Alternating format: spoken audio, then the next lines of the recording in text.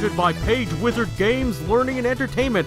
It's that time, everybody. Time for more entertainment and fun with your favorite computer scientist, Dr. Daniel Page. Welcome to Dan Plays, where Dan has fun with friends and we talk about all sorts of fun things, including computer science and everything under the sun. No barriers, just fun. This show is funded by supporters on Patreon and Subscribestar. Check out all the fun rewards and supporter access at the links. That's enough for now. Let's get started. Come on, Dan. Let's get started.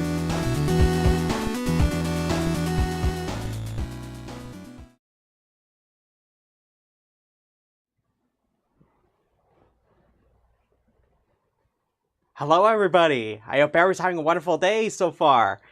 So today we're going to be talking about some good stuff here. So it is all live here as usual. So I can see the chat here on my screen over here. Nice to see some lovely faces. Now hopefully you're excited for the topic for today. Today we're going to be talking about hashing. Let me just get the chat open here. See, periodically it's a good idea to get the chat up, you know, just in case there's any fun questions or if you have anything you want to say, just let me know. I'm really happy to hear it. But how's everybody doing today? I hope you're having a wonderful, well, I would even go far say, hope you're having a beautiful day. Hope you're staying cool. It is summer. But yeah, no. So we're going to be doing something, well, last while I've been just doing live streams that just involve big O notation. So I thought maybe I should go back to doing some more on data structures and algorithms, because I've been doing a lot on big O for the last while. So I thought, I think we need to go back to something that's, I don't know, arguably some would say, hey, look, we need some more stuff on data structures. I think that was a pretty good idea. I don't know what you think.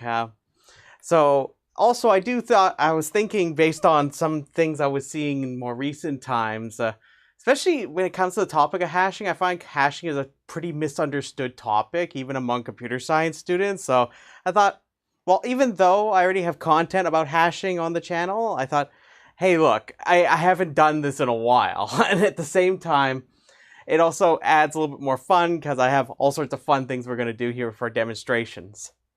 So if you're wondering where we're going with all this, so my hope is I can go through the fundamentals of hashing. Now, keep in mind, hashing is a very big topic. I do not want to downplay how significant the concept of hashing is.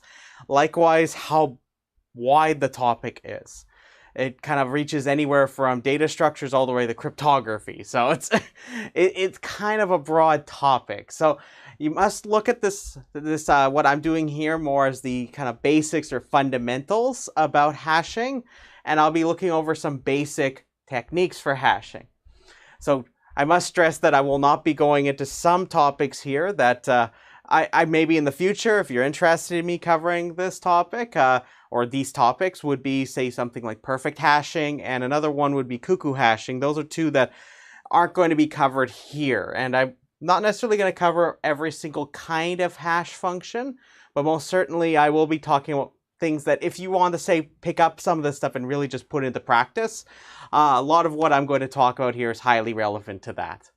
So I thought before we get really into things here, again, as per usual, I guess I should mention, if you find yourself curious about the notes for what I'm going to be covering here today, they're actually going to be found in two different places. So I'll be making, this is actually from one chapter of this book, Advanced Data Structures and Introduction to Data Structures and Algorithms. So this book, you can get this on Amazon and also on Google Play. The website for it, you can find that. I will maybe put it later on in the description if you're curious about that. But this is a collection of lecture notes. So a lot of the lecture notes that I will go through for some of these topics can be found in this book. I'm actually working right now on the second edition of this book.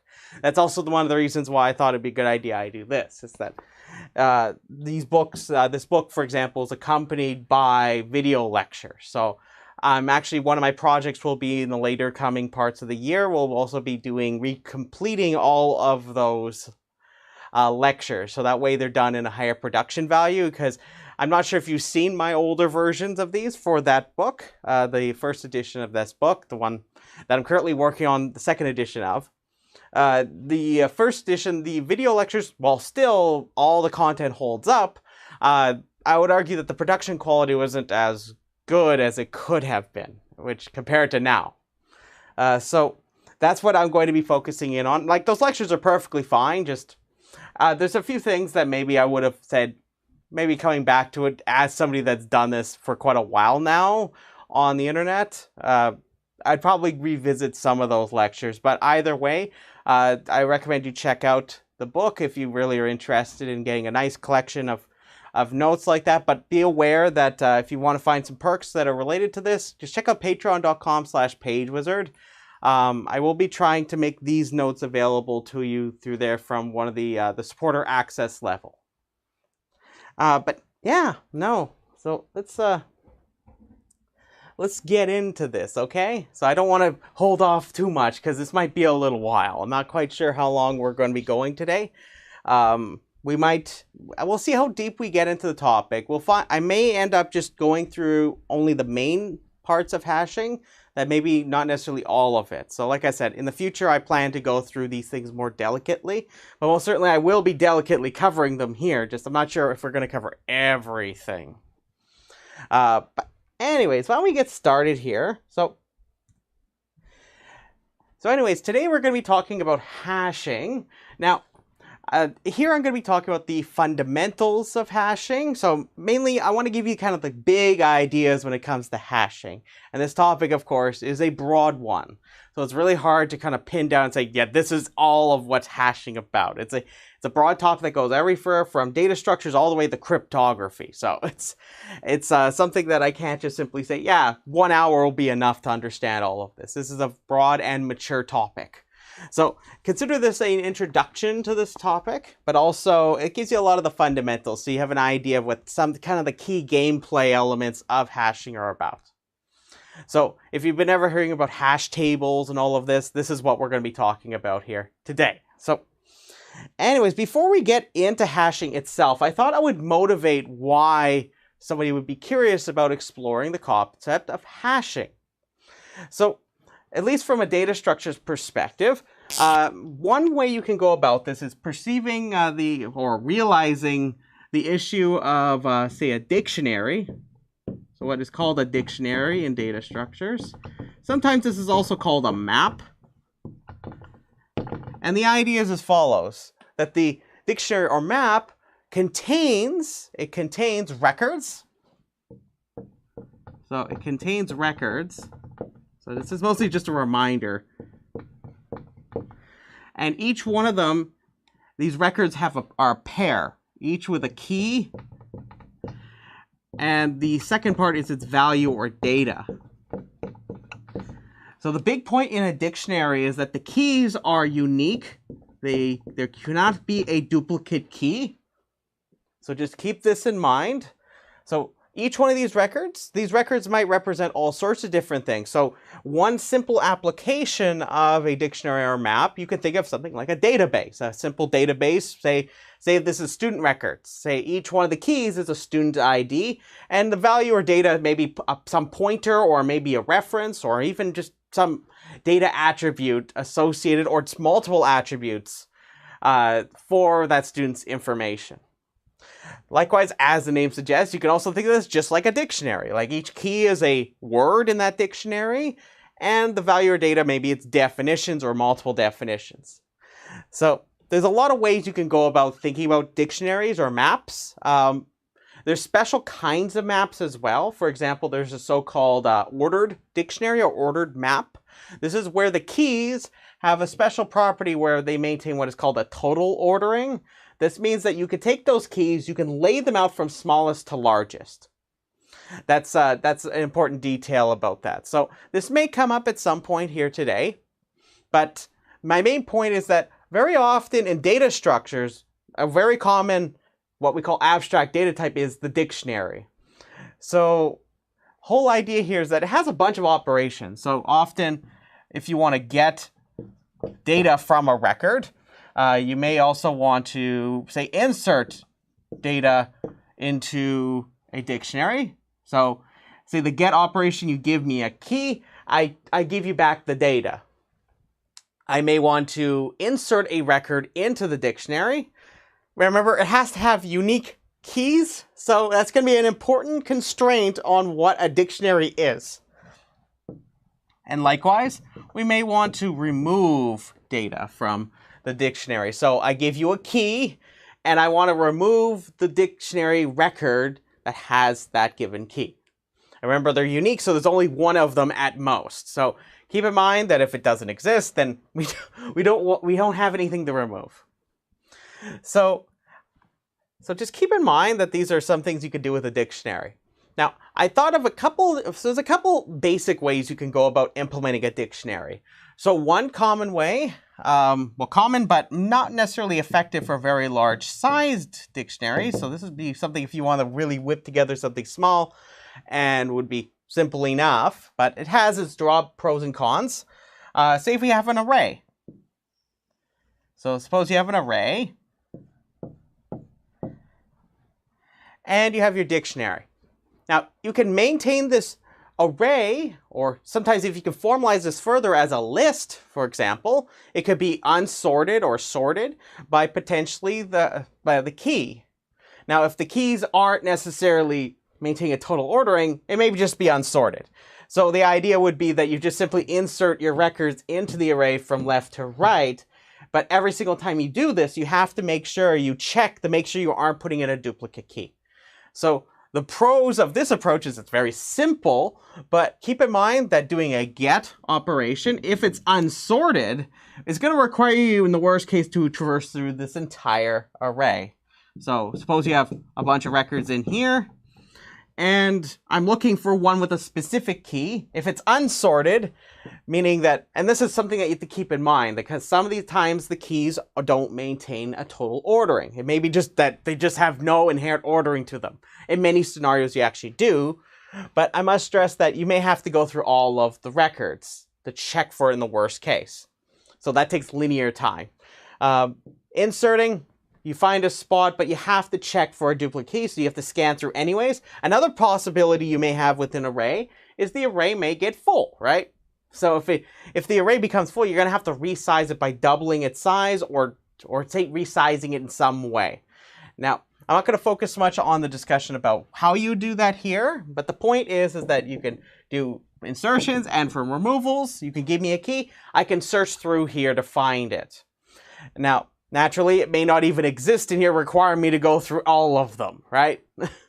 So in these cases, each one of these, it could take linear time. It could take big O of n time. Now, if there is the ability to sort the array, say by key, you can improve the get operation to big O of log n. Does anyone have any ideas of how I can do that? If all these keys were, say, numbers instead, like say it's like, say, I don't know, 1, 5, 7, 8, and say I knew how many elements I had in the dictionary. If they're all sorted like this, if you think about it carefully, you actually have all the information you need to perform binary search. In this case, you can actually improve this get operation to big O of log n. Now you might say, Dan, can you do the same thing with put and remove? Unfortunately, the answer is no, because of the same kind of scenarios we talked about here. You may still have to, anyways, deal with a couple things. So first, for put, you may have it where you have to resize the whole array. Now, if that doesn't happen, regardless, what happens if you have to do the insertion right at the beginning? Well, you have to shuffle all of these elements over, because you can't just have gaps sitting anywhere in here, right? It has to be that this is all one contiguous entity, right? Likewise, remove, the same idea, but in reverse. So if I remove, say, 5, I'm going to have to move 7 and 8 over, so everything could stay together. So that's how you could do it with an array, right? So there's pros and cons. So the main pro is it's very simple to implement. However, the drawback is that you're going to have to bite the bullet of have to potentially search through this entire array. You can improve upon this a bit further if you know that the array can be sorted based on the keys. Now, another way you can go about this is using a linked list, and it has the same kind of predicament or quinky-dinks.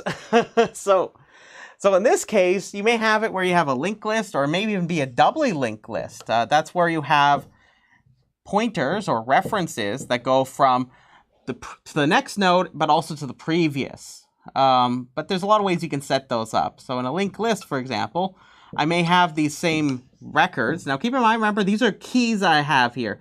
So there may be some data associated with them. You're going to find very often that the data or values aren't going to be very relevant for the discussion here. It's the keys that really matter, because that's the main constraint we have. So if I have 1, 5, 7, 8, if I have these in my linked list, now keep in mind there's going to be data associated with each one of the records. These are just the keys. Notice they're going to have the same issue as well here, because you're going to still have to have it where you get, and you see, hey, look, if I try to get one for a given key, notice that if it's sorted, I know when to stop, but I may have to go all the way to the end, right? Likewise, for an insertion, what happens if I have to insert way at the end? Like, say if I insert 10 in.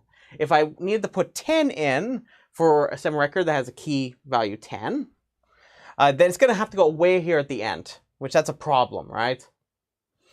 Because you're going to have to go through the entire linked list. So you see that we're not really getting anything beneficial beyond kind of the scope here. So the pros and cons are quite evident here, is that there's some elements that where we can improve upon things. And one thing I want to point out or emphasize is, what if I could take this linked list approach? Because a lot of the facets, if we had to have an unsorted array, are redeemed by the linked list. Because now I don't have to worry about resizing. I just have these extra pointers I use to make just a new node, and I put it at the appropriate spot, right? However, what if there was a way that I can have it so that when I do like get, put, remove, that this can be shorter? Because we know that if ever I had to do an insertion or I wanted to search, it works rather well when it's right at the beginning, right? That seems to be the best case scenario, right? In this case with the linked list. Does everybody see that? So if I were, for example, retrieving 1, I would start, like, say if you have a head pointer, which is what you would have in the linked list, you'd point it right at the first node here. If I can get 1, so if I try to use that key 1, I'll get the first one, right? I don't have to go through all of these. That's a best case scenario, right?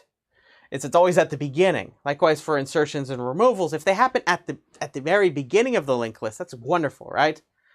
But here's the thing. Here's the kind of the catch, is that 1, we still, if ever I do insertions, I still have to go through here to check to make sure there isn't a duplicate key, right? And likewise, it may be the case that I actually have to go through all of these. But is there a way I can try to make this so that the linked list isn't too long? Is there a way I can combine this idea, where I am able to directly access given spot, with this idea of trying to make the linked list shorter? And that's, you're going to see that both of these elements are going to pop up in our discussion about hashing. Hopefully that's clear. So if I could make it, say for example, that whenever I try to do access at a given spot, I don't have to do much of this, what we call hopping. I don't have to hop from node to node, or I need to hop from one slot or position in this array to another one. I would like to reduce that from happening. So you're going to notice that both these facets are going to be critical in hashing. And I'm hoping that these two ways you can implement a dictionary will help motivate. Now keep in mind, this isn't the only way you can look at a hash table, but most certainly this will hopefully give you a couple ideas of where we're going with this. So let's talk about hashing now with that in mind. So again, if you have any questions, don't hesitate to stop me. Type it in the chat, and I'm really happy to answer it. So anyways, let's talk about hashing.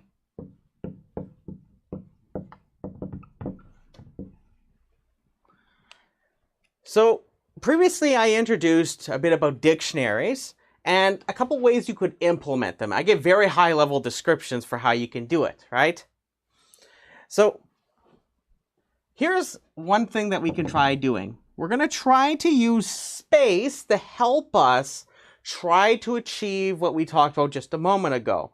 We're trying to make it so we can contract the amount of hops that I need to do. I want to bring that down by trying to distribute that work by using additional space.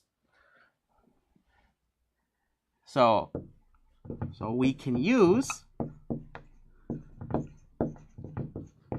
additional space along with the concept of hashing, which we're now going to talk about. Hashing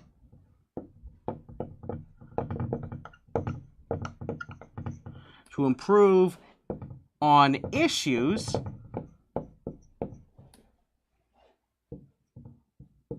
we encountered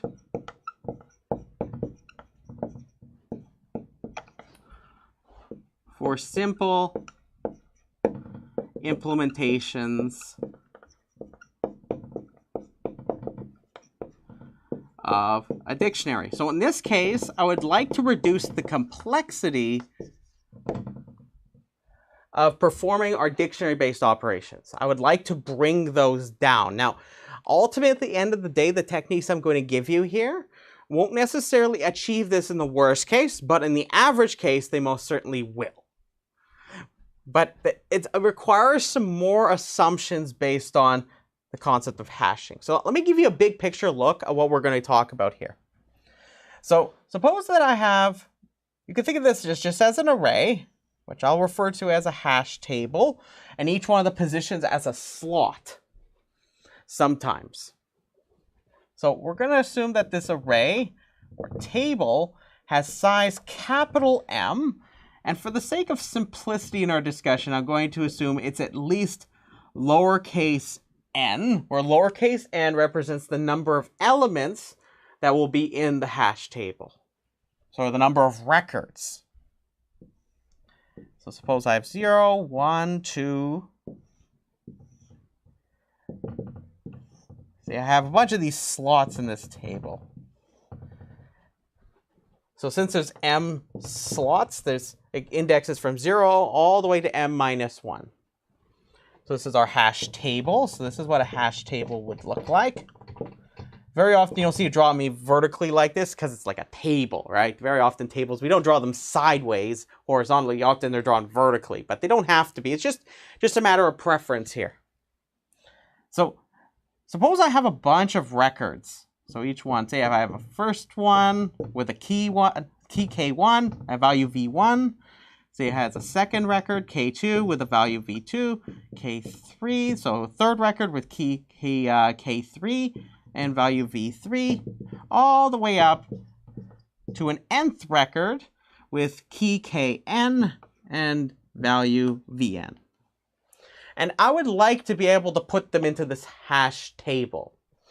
So here, let's think about this. So you might first say, Dan, one issue that we had, now you got to remember, these keys do not have a total ordering. They may not necessarily have that. So you have to keep this in the back of your mind when we think about this. So when we had our unsorted array implementation, we would have just stuck that one in the first spot, that into the second spot, this into the third spot, and so on, right? So what I would like to do is I would like to try to make it so that there is some way I can easily access where exactly this guy is, so that if I were to know its key, I can access where it is. And if I'm able to achieve this without any weird issues, I should be able to instantaneously access that record.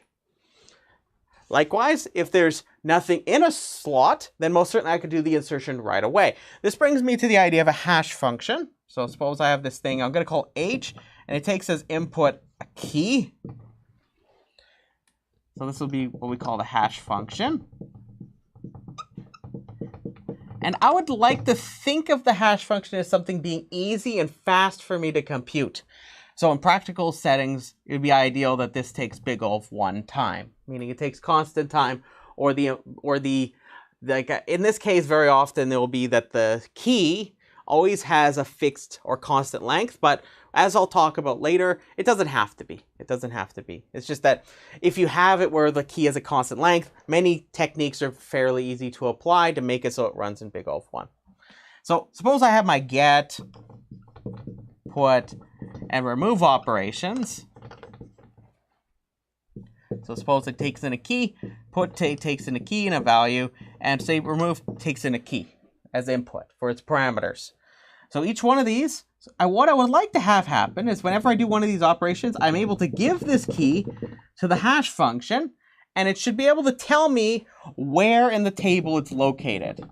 So it should be able to tell me this. So you could look at it as a lookup. So you may have heard of the phrase lookup table. This is one way you can look at it, pun intended. So suppose that I took each one of these records, I took each one of their keys, I use that, and it tells me a position in the table. I would like to be able to have it so that, say wherever there isn't an occupied spot, suppose that this is nil or null, whatever it might be. And suppose, say, slot or position 2 has K1 in it. Suppose slot 1 has K3 in it. And suppose this one has Kn in it. And suppose the very last slot has K2 in it. So what I would like to have happen is that you should be able to, when I produce a put operation on each one of these records, they give me a position to insert it into the table.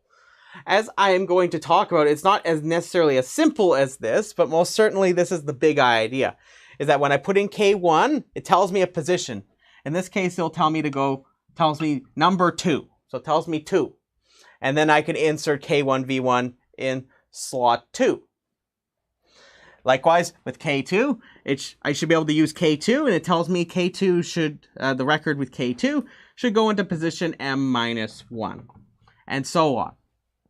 So you'll notice that this hash function gives me the ability to know where the record is. That's the trick. So notice I don't have to traverse through all of the elements in this very fortunate scenario, but as we're going to see, it's a little bit more complex than just this.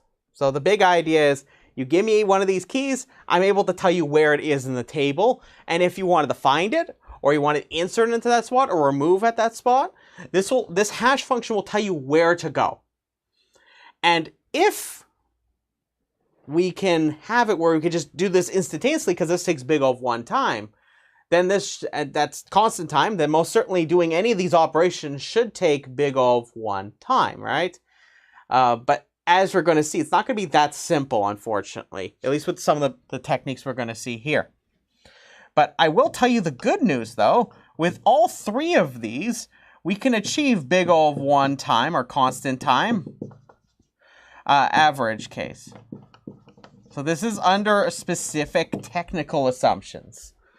So I'll talk about those in a little bit. But hopefully you understand the main idea of the whole setup for hashing. So we're going to have a hash table. It's going to store the records. But the thing is, it's going to be that potentially the size of this table may be much bigger than the number of elements. So even the size of the table may be something that's rather important to consider. But also, it may be the case that we may need to eventually resize the tables, meaning that you would have to go through each one of our records in this table and do what we call rehash the table. That means that you're going to have to go through each one of the records. You're going to have to take it, put it into a larger hash table or longer hash table, and you're going to have to rehash it using your hash function. So I thought I'll give you an example of how you might encounter something like this, just to kind of recap everything. So bring it back to one of the applications I told you about. So say if you have a simple database, or just a database, I mean the framework for a map is quite natural for a database, because of the concept of like a primary key is the same as a key here. So I thought I would just recap a lot of what I just said a moment ago. So in the hash table,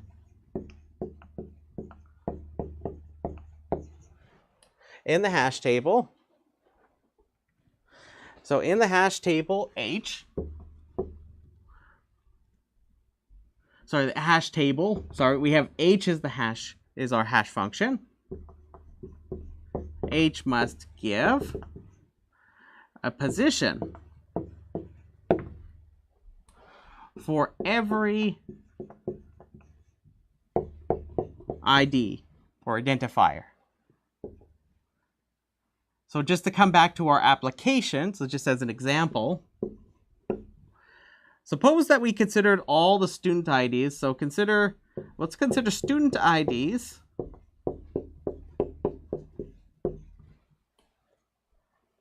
at some school.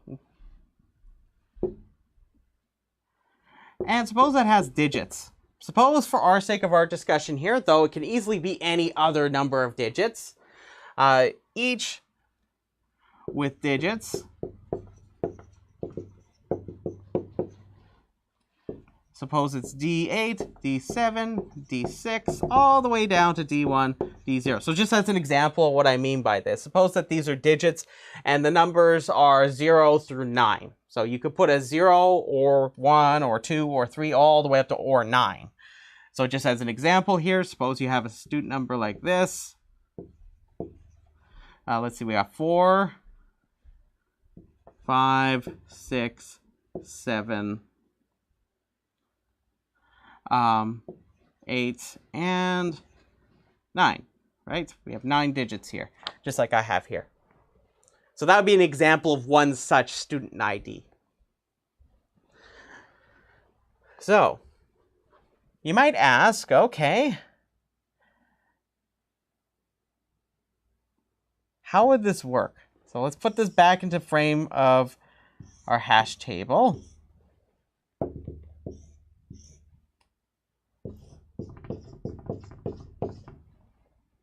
Whoops, I was about to put that there. Suppose that we have 10,001 slots. 10,001 slots. So I have a whole bunch of slots in my hash table. And suppose I give you this ID. Say, we'll call it ID 1. And I have my hash function, just like we talked about before. Suppose it takes in an ID as input, and it gives me a position. Suppose that it says, hey, look, I'm going to put this in this slot right here. So ID 1 with its respective value would go right here. Now, there's a bit of a conundrum here. Now, suppose that there are many more student IDs than there are slots in the table, just as an example. So if I have more possible slots, actually, no, less slots than there are student IDs, because if you think about all the possible number of these there are, so just remember, if you take the form of this, each digit can take on 10 possible values, right? So if you think back to how you might count this, so each digit is separate from the next, right? So that means that if I look at my first digit, it has no relationship with the second digit. So, and the second digit has nothing to do with the third digit. They're all independent of each other.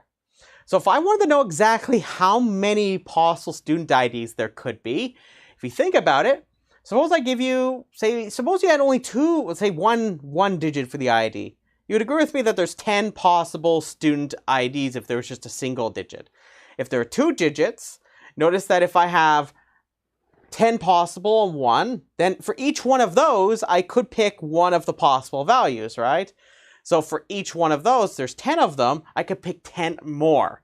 So notice that that's 10 squared, that's 100 more possible, right? So notice that I can keep doing this, right? So if you look at this, this means that if I have 9 digits,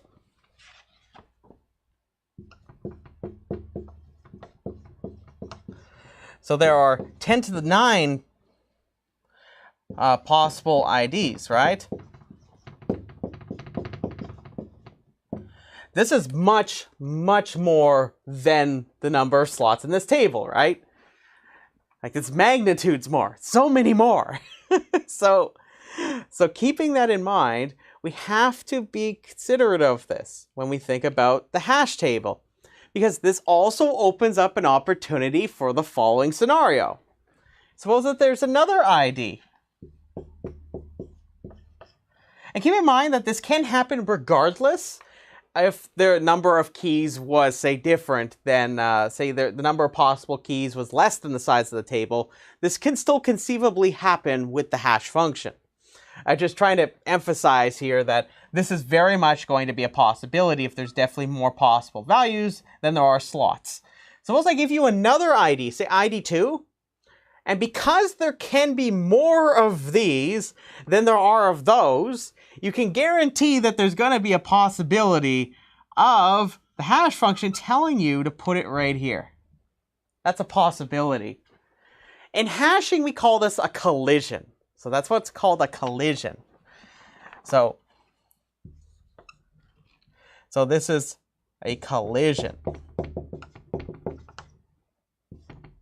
So what we would colloquially call it hashes to the same spot or same slot. So if it does this, we call that a collision. This is going to be a big problem for hashing that we're going to have to resolve.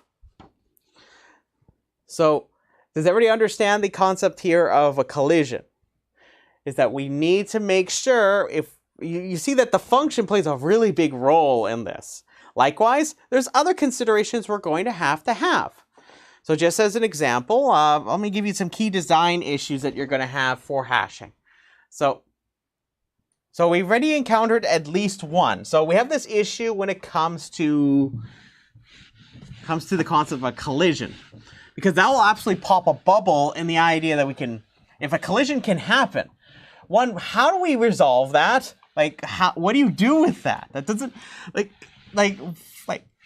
can you just toss out the old record? Well, that's going to be a problem, right? Because we're presuming that record already exists in the dictionary, right? So, like, that's going to be a big problem. So where do we go from here?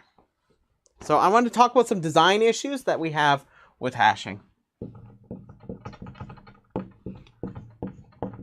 So you're going to see that as we explore this topic, all of these are going to be highly relevant. So the first one I will mention is the size of the table.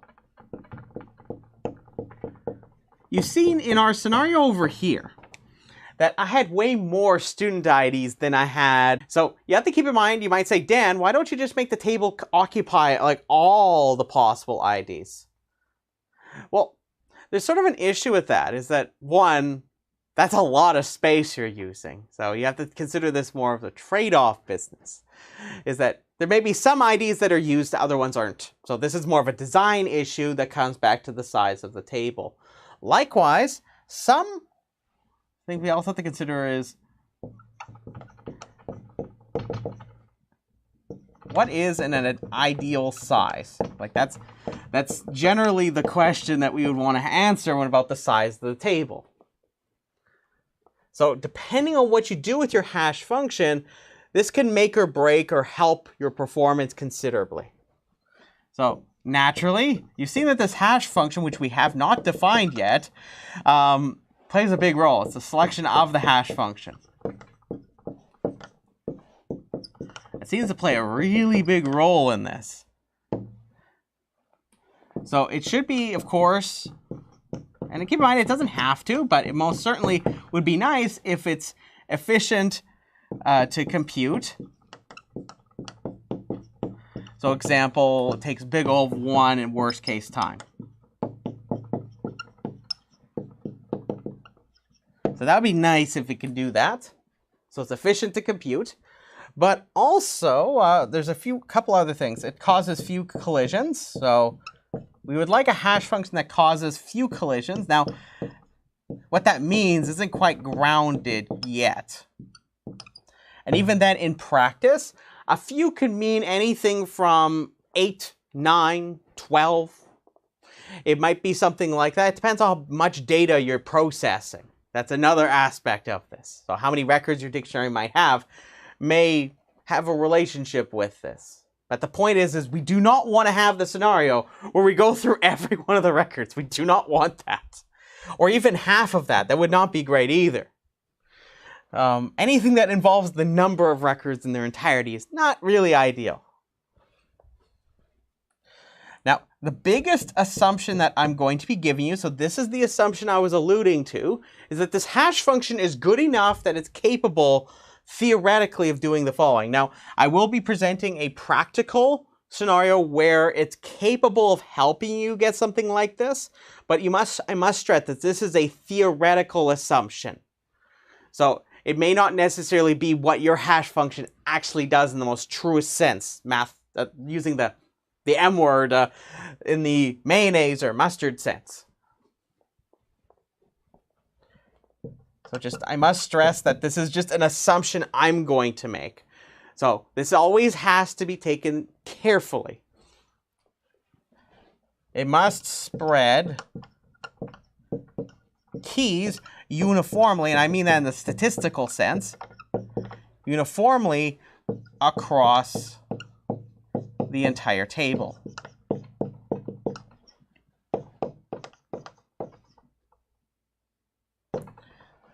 So this is what I'm going to refer to as our uniformity assumption.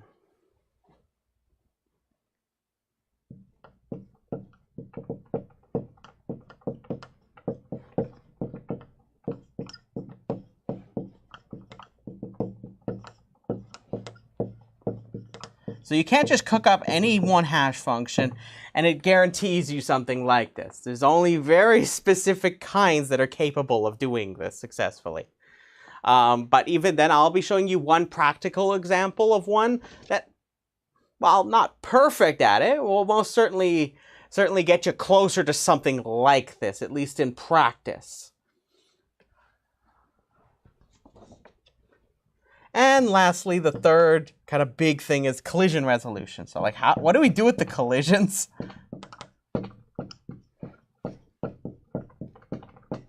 How do we deal with these collision resolution? Like if we have a collision that happens, what do we do? That seems to be a really important thing we need to consider. And all three of these are things you have to consider when you're doing hashing. Hopefully that's clear, everybody. Is that these are all important elements of what makes an effective hashing technique. So each one may have their own pros, their own cons. So when we explore this topic, depending on how far along we get, it may make or break what we're doing. So I thought maybe a good place for us to start, seeing as I've talked about this idea of a hash function, and I didn't really explain what it really is, other than the high-level view of it, let me define what a hash function is. So let's talk about that.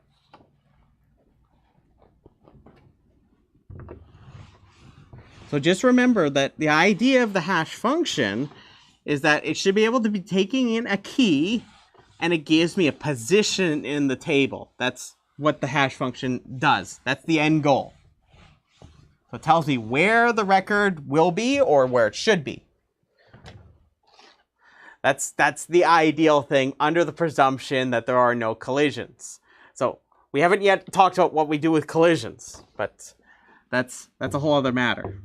So let's talk about what a hash function is. So I must stress, like I was talking about near the beginning of our discussion about hashing, that keys can be of any type.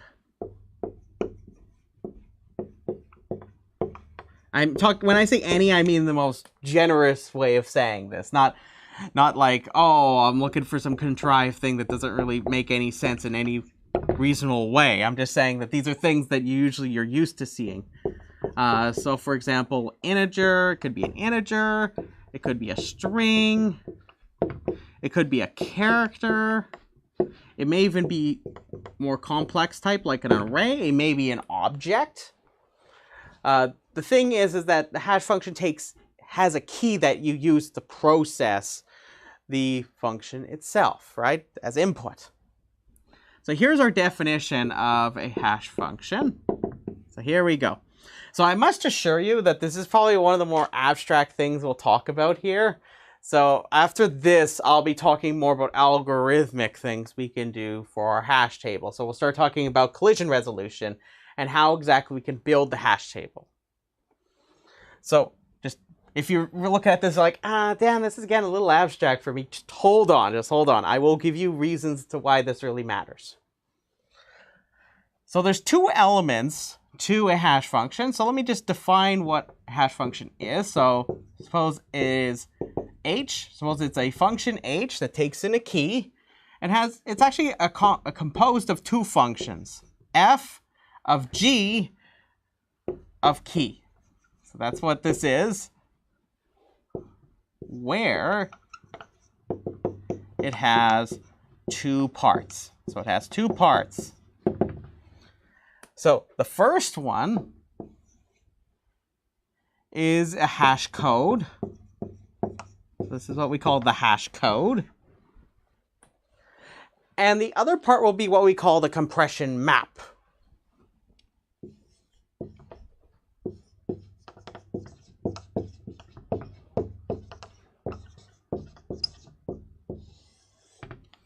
So the compression map, there's two elements to this. So let me define each one here for you.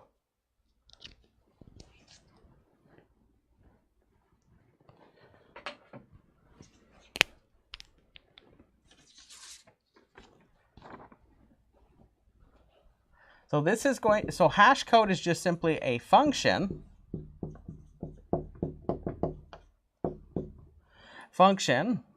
It's g of key, so it's just the function g. It takes as input a key that produces an integer. That's all it is.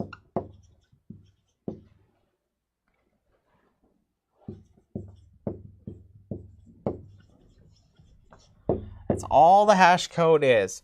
Now, one important practical note that you should if we want like something like the uniformity assumption, or at least something that will capture something of that sort, I just want to mention that a note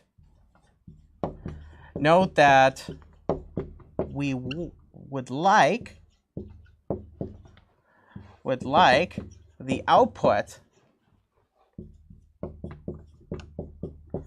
of G to be large.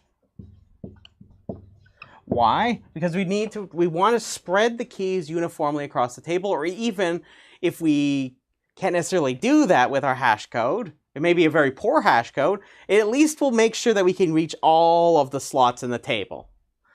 That's one big element of this, is if we don't have this, you're going to have all of your records just constrained at the top of the table or something like that. So that's the first thing. Now next we have the compression map. So this is going to be a function. So this is just another function. I'll call it f. It takes an integer. So you can see where it gets the integer from. It gets it from here, right? Hence why we have this as its definition. It gets the integer, so it gets an integer as input, and it maps it to a position in the table, so one of the slots in the table. So just in plain language, it takes in an integer and it outputs a position in the table. That's all this function does. So that's what a compression map is. Very often all this is applying the modulus operator, say like modulo m, where capital M is the size of the table. That's something as simple as that can work as a compression map. So you'll see very often that this is almost like an implicit step. So this is what a hash function is. I thought it would be a good idea we talk about how we can design the hash code then, because you'd see that the compression map is not really as interesting for our conversation here. But let's talk about designing a hash code. At least let's think about this from more of a simpler level. So we're going to think about a simple way we can develop a hash code. We'll talk a little bit about practical effectiveness here. So I thought it would be a good idea we kind of keep things simple here. So I must stress, as I said, it's possible that the key might be a string. But remember, the hash code takes in the key and it produces an integer. So that means we need some way to convert some type that we have to an integer. That's kind of critical for this whole thing to work. Because once you get that integer, you can map it into a slot as per the compression map.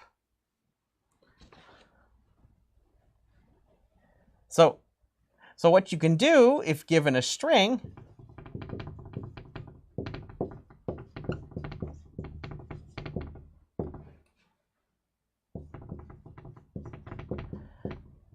convert it to an integer. So there's several ways you can do this, and this will play an integral role in how the hash code gets computed. If we're thinking about this in terms of strings, because I really must stress this. When your key is not an integer, this development of the hash code can make or break the effectiveness of your hash table or the hash function specifically. If you really did not consider this process careful for your data that you're interested in. So convert this to an integer. So one tool that you can use is use the concept of casting. So if you've not ever heard of the phrase casting before, that just simply means I take one type and I transform it into another type. So when I transform it, it's just a matter of just reinterpreting it in terms of the other type.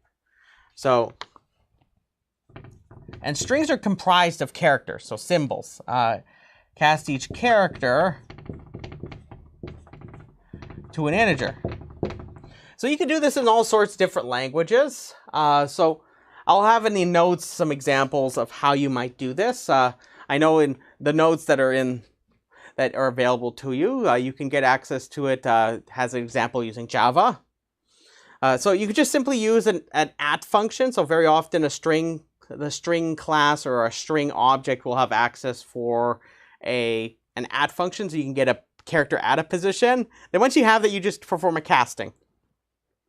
So for example, if I got a character, say if I were to do something like this,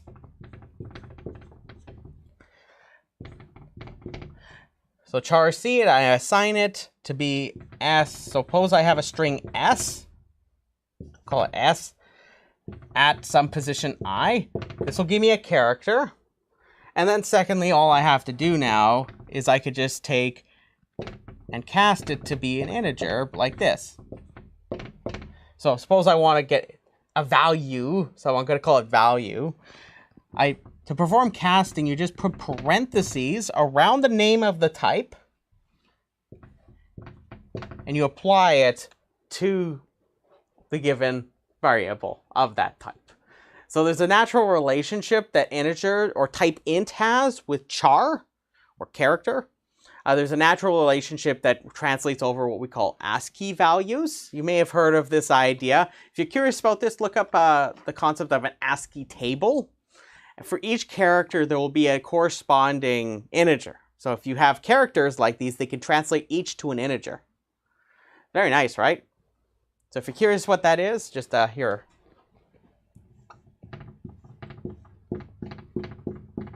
So just look up ASCII. So I thought probably a good idea now that we have this idea of how we can build. We can get a string, we can get values from the string. I thought it would be a good idea we start talking about how we can design a hash code. Now, I'm not claiming these to be perfect in any way, that they don't give you collisions. They most certainly can. So I thought it'd be a good idea we just start thinking about how we would come up with a hash code that tries to improve upon issues that we may have if we get collisions.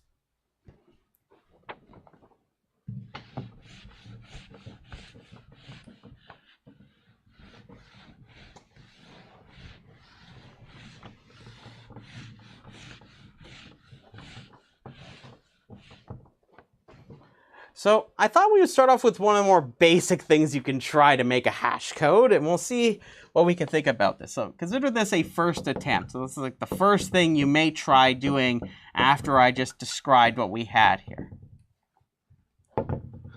So we know we can take each one of the characters and convert them to an integer.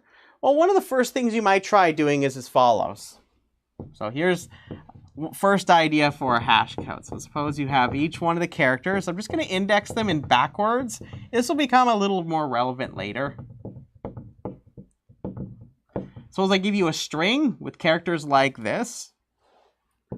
So suppose that as to get the integer, what I do is I sum over each one of the positions in this string. I cast each one from its character value. So I grab each one of the characters, I cast it to an integer, and I add this to a running total. So you can implement this with a very simple for loop. So you just take what I wrote over there, you put it inside of a for loop. So your position I is just what you're iterating over from 0 all the way up to, and including k minus 1. So this is the first attempt for hash code. So this is indeed a hash code. It will give you an integer.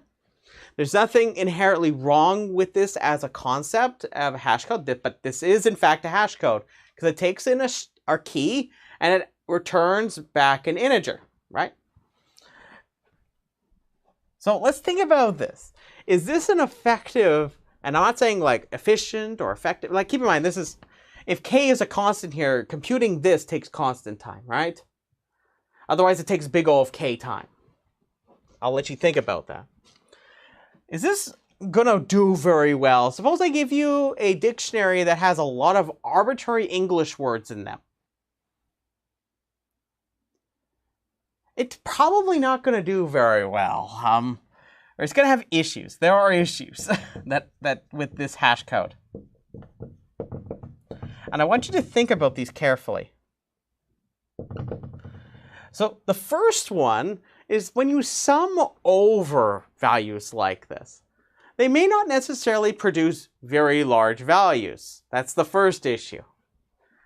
When you add them up, because remember, these codes, when you convert them to integers, they're going to be on the order of maybe like 55, 60, nothing like around maybe 80 or 90, but that's not big. If your table, say for example, has 15,000 slots in it, or 50,000 slots in it, keep in mind you can make these hash tables quite big. If you have lots of memory, you can go right ahead and do that if you'd like. It depends. Like I said, these are considerations you would have to make for your given application. But it may be the case that it produces small values, which that's a problem, right? It means you're not utilizing the whole table. It produces smaller integer values. Now, there's another more fatal issue with this hash code. Does anybody see anything that you can point at and say, like, this is not going to cut it? Suppose I gave you an arbitrary English dictionary. An English dictionary may have tens of thousands of words in it. So let's think about it. Let's think about it. Suppose that I had a word like cat. Suppose I have a word cat. Well, each one of these will have a character value, and it all would be part of this sum for that given string if I fed this to G. Well, if I have each one of them, we'll notice very quickly that this gives me some value, right? But notice that if I give you the word tack instead, or act, well, let's think about this. For each one of those, notice that this has the value t, so it's going to have the same value here that's contributed to that sum. It's going to have an a in it, right? Because the a is right here. And a c is right here, right? So tack, if you actually look at it when you go through this process, it's just going to add up to the same value. Likewise, the same thing is going to happen with the word act. I can do even better than this. But this is the fatal issue with this hash code. This is not going to work very well if you have general words. You're going to end up with collisions whenever you have an ordering of characters that happen to have the same characters in them. So it ignores the order of characters. It's going to be a bit of a problem. So let me show you how bad this can get. So this is not by any means the worst example, but I'm going to show you that it isn't just simply 3 words. You could take something as simple as the word stop and get the following. So for example, the word stop, you can also rearrange it to get the word pots. You can also get the word tops. You can also get the word spot.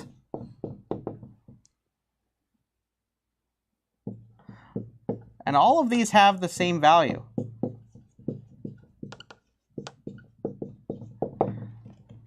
So if you have a general dictionary where you may have it where words are appearing very often, heck, you can even think of our example earlier on where we had, say, the student numbers. Well, there's going to be a lot of possible ways you can get the exact same value for a student number or student ID with the same sets of symbols. In that case, it was numeric digits.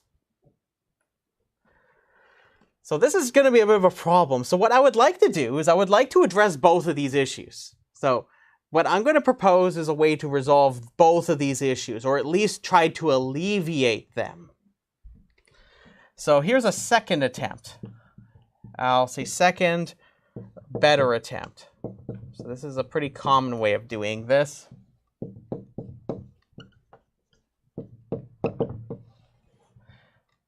So what we're going to do is we're going to use something called a polynomial hash code.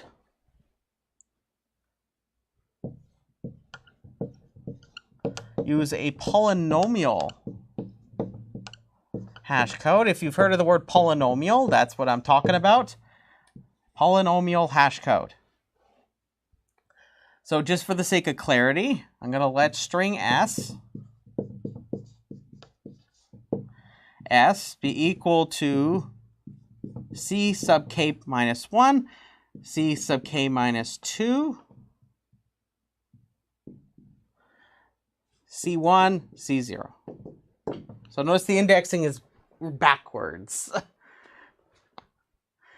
You'll notice that when you're actually implementing what we're going to do here, this will actually be much simpler if you actually think about it later on. I'll advise you to think about it a little bit further.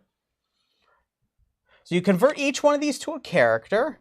Sorry, you take each one of the characters, you convert it to what? An integer, right? So convert each character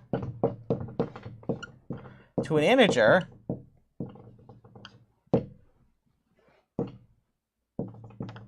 And use these as coefficients. So those are those numbers that sit on front of the terms of the polynomial as coefficients of a polynomial.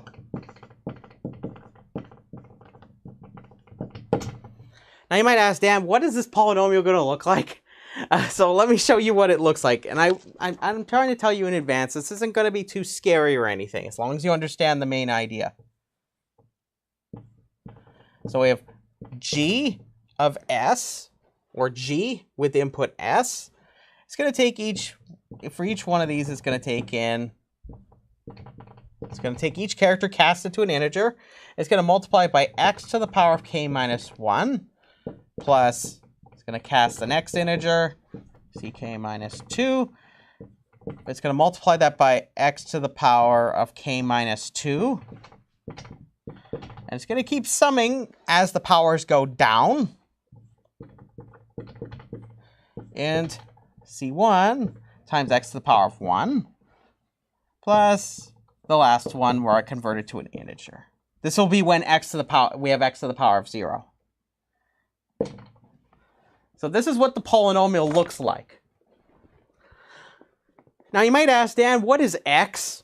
Now this is something that I can't tell you for every one of your applications, but I'll give you a suggestion for how you might go about this. So according to, if you look up the book on data structures by Goodrich et al., they give some suggestions. So according to Goodrich, so Michael Goodrich et al.,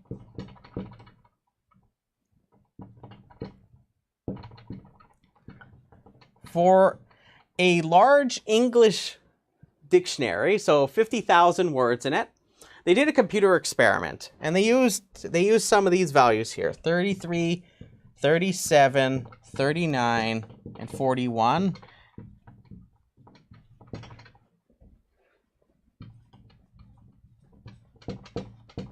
So they used these. So in their experiment, they would use some of these values for x, and they would build themselves a dictionary with the 50,000 words in it. So they wanted to figure out how many collisions would happen in that case. Well, what they found in their experiment, and so I'm going to paraphrase what they have in there. So they take the union of word lists provided by two variants of Unix. So you're using this 50,000 word dictionary. And then they looked at how many collisions would happen with these values of x. So in their experiment, they observed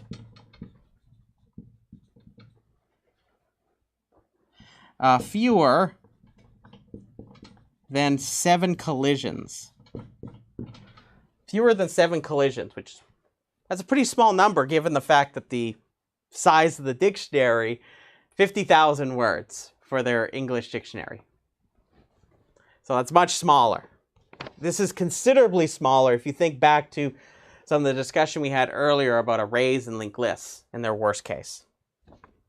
So one other remark I want to make is that in the Java programming language, Java has for its string a hash code. So if you're curious about this, in Java, there's string dot hash code. So if you ever look up string dot hash code, what it does is it computes something just like this, where it uses x is going to be 31. So that's what x is for string hash code, is 31. So you'll notice it's quite similar to a lot of these numbers here. So these are some values you can try and practice and see if they match your application. So remember, like I said, this is from an experimental observation.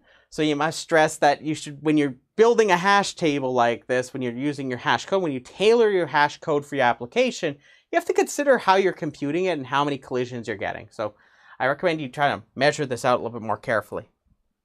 So you might ask, Dan, how exactly are we going to use this polynomial? Like, this looks a little bit complex at first, especially if you're not familiar with seeing things that look like this.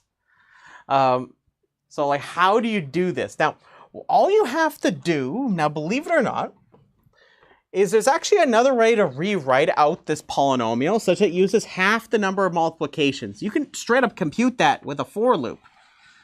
Just in the very similar vein as our first attempt at a hash code, except now you would have to have a running product that you're keeping track of. You attribute that to a sum. You could actually rewrite that polynomial's expression in a different way using something called Horner's method. Now, I'm not going to focus so much on that here, but what it does is it actually halves the number of multiplications that are necessary. It doesn't affect the big O, but it most certainly in practice will make an impact because it literally, and this is, I mean this in the mathematical sense, it halves the number of multiplications that are necessary to compute for a given string the multiplications necessary. So just to give you a flavor for what this looks like, so I'll let you think about this, and I encourage you to just pick a polynomial and try this out for yourself and see if this way of rewriting it makes sense to you. So what you could do is you could start off with the last two here. So you can take ck minus 1. So just for the sake of brevity, I'm not going to put the castings of the integers in here. So I'm going to have ck minus 1 times x plus ck minus 2. So notice that if I take this, and then I multiply this by x, it bumps up the power here from x to x squared, right? And then it multiplies this by x. So notice that I can then take the next term here, ck minus 3. I can multiply this by x. So notice that this multiplying by x to the result of this, because this is going to distribute appropriately, it'll bump up what would have been the result here if you carry this through. Notice that to bump up this x by 1 again, it'll bump that x up by another 1. So this will be x cubed, that'll be x squared, and that'll just be x. So you could keep going with this by rewriting it like this. But you'll notice that when I do this, I've already calculated out all of this first. So it means that every single time I would have distributed the x in that expression over there, I'm just going to calculate it later, which effectively will half the number. So you can keep doing this over and over and over again. So you could go plus So after this, you could just have C2, then everything like this. You can multiply that by x plus C1. You can multiply all this by x, then you should have C0. So do you notice very quickly that there's that this is actually, so the exercise I'm going to give you is to think about how, so just write out a polynomial as per the form we had over there, and then try rewriting it like this and see how many multiplications there are that occur. So count up how many there were. You should see that it's about half. If not, it is half. So when you stare at this, you might say, Dan, what if, like, I have to be a little bit more careful here, right? I can't just simply like, if I carry out some of these multiplications, what if the number gets really big? Like, keep in mind, we talked about the idea of that we want the integer to be large. But what if it's so large that it's like never going to ever have an impact on, for its magnitude, where it is in the table? Like, so it's so big that it isn't necessarily helping us progress to the idea that we're trying to spread the keys across the table. Instead, it's just getting too big, and we can't fit those numbers into registers on the computer. So when we have scenarios like this, we may end up with a situation called integer overflow. So this is a practical situation or an issue that in intermediate computations of this, we may have it where the integers start getting too big. And on a computer, those bits, there's a finite number of them. If you start exceeding that, it might, for example, reset the value of the integer. If it has, especially has a sign bit that dictates if it's a positive or a negative number, if it ends up being that it can flip the bit, which will happen if it gets too big, in addition, it will literally flip this bit, causing it to be an excessively large negative number. And then it may potentially sporadically start behaving in a way you don't anticipate. At least if you aren't carefully computing it out yourself. This is an issue of integer overflow. This is a serious issue when it comes to dealing with primitive types when you have big numbers. So usually we have some idea of how big the numbers will be. You try to allocate enough bits for the representation of that data type. However, if you're just using integers and you don't need the numbers to be too big, you can always use more bits. Or the other issue is that naturally the numbers could get too big and we get an issue called integer overflow, where what happens is the numbers get too big, it flips over, say a sign bit, for example, and then the numbers start getting really, really tiny. And then that's going to cause some unpredictable behavior when it comes to just, if you just wanted it to be like higher, it goes up, instead it'll start going down, and then it'll start going up, then it might start going down again. And when I say unpredictable, I mean from their expectations of a user. That's what I mean. So there's a great thing that we can do. So I'm going to actually incorporate the compression map into our hash code. And with doing this, this will actually fix our issue. Or at least it will alleviate the issue. I can't claim necessarily that it perfectly fixes the problem, but most certainly it will alleviate our issue. Especially if m is in fact a number that's going to fit in and the numbers don't get too unstably large. So this is something that can alleviate the issue. So we're going to apply mod or modulus or modulo for each iteration of Horner's method. So that you can think of what we're doing here as a variant of Horner's method. And you might ask, Dan, like, how do you know it's going to end up with the same number that you would end up as a result of going mod m at the end? Well, this is the great part, is I'm not going to prove it here for you, but modulus has the ability to be preserved over multiplications and additions. So if you introduce all of these, it's no different than if I did it at the end. But the thing is, I'm going to, just for the sake of completeness, do it all here at once. So here's the algorithm.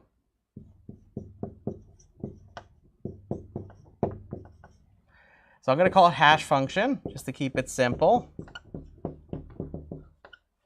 It's going to take in a string s and a value x. So you get to pick x.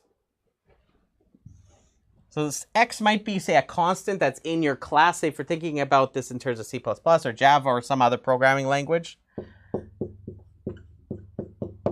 So the input is a string s, as we defined before, and a value x. So please take note of the ordering of the characters in their indices. So you'll see that you can actually rewrite this algorithm in a much simpler way once you realize this. So as output, it gives you a position for s in the hash table of size m. So it's going to give us a position. So I'm putting it all together now. So first I'm going to start off by assigning a variable val, the casted version of the first character. So that's what I'm going to first do. And then I'm going to go through a loop. So I'm going to go through the remaining characters. You're going to notice very quickly by the indexing, I'm actually sweeping from left to right. Although it looks like I'm reading this from top to bottom. Or sorry, right to left. It's actually from left to right. Down to 0, we're going to do the following. So we're going to start at k minus 2. We'll go down to and include 0, okay? For each iteration of this loop, you're just going to update val to be val times x plus, you're going to cast the integer ci. So you're going to do this right here, as per what we had up here. So notice each time, this would just be an embedded in each one successively. And you apply mod to this. Now you might ask, Dan, why mod? I'll answer that in a moment. Return val mod m. So just to be a bit more explicit, I just wanted to make sure you can see that the compression map is indeed being applied, as I discussed earlier. So just to be clear why we're going mod m, so why do we need that for our compression map? So why is the compression map mod m? Well, think about it. If I had, say, something like this. So if you've never heard of mod before, just think of integer remainder. So for example, if I take the number 5 and I divide it by 2, you'd get, how many times does 5 go into 2? Goes in twice. You end up with a remainder of 1, right? But notice how this behaves. So if I were to ask this same question for 6, well, you know that the answer in this case, 6 mod 2, well, if I take 6 divided by 2, I get a cleanly divided number. It's ended up being 3, but its remainder is 0. But notice that I can keep doing this. So 7 mod 2, I end up with 1. 8 mod 2, I get 0. And in fact, this causes what we call a periodic function. So what happens is each time I put in one successive number, it goes to the next spot, but notice that it never exceeds the number here that follows. So notice that it never becomes larger than 2. That's why it's capital M. So notice that if you started at 0, it'd be 0 mod M is 0, 1 mod M is 1, all the way up to M minus 1 mod M is M minus 1. But when you get M mod M, it becomes 0 again. So it's periodic. It has a period. So it forces you to go to one of the slots.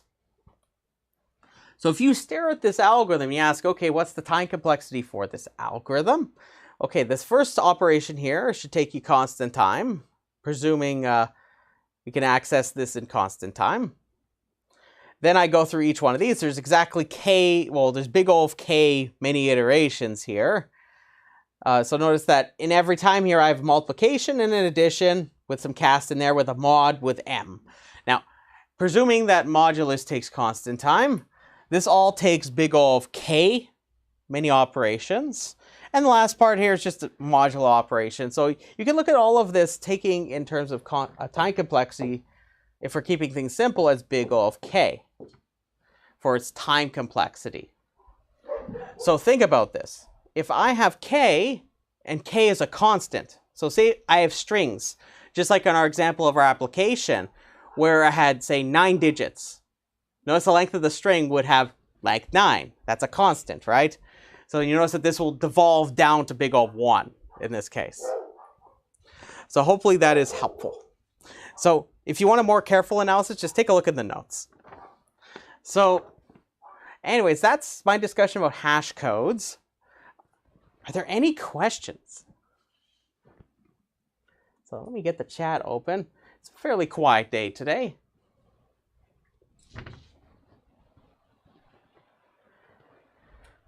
So hopefully everybody's having a wonderful day here. We're just having ourselves a good time with hashing. So this should give you the fundamentals when it comes to hash codes. What I want to do next after this is I'm going to be talking about how we deal with the collisions. So I'll be showing you some ways we deal with this, or some ways. These are not all of the ways, like I said. These are just some ways you can resolve collisions, because I have yet to address this. This is kind of a very important issue. So say if a collision occurs, what do you do with the thing that's in that slot? Or what do you do with what you're trying to place into the slot? That's a very important thing that we have not talked about. But if you have any questions, or if you're watching this in the future, just put your question in the comments. I'll be very happy to answer it. Or just put it in the chat. I'm really happy to answer things.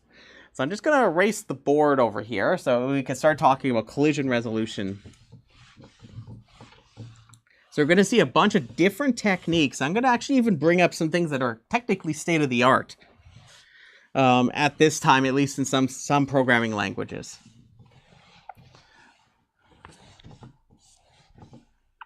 So some of the things I'm showing you, they aren't necessarily as introductory as I would maybe presume. Unless your form of introductory also includes things that are currently in libraries.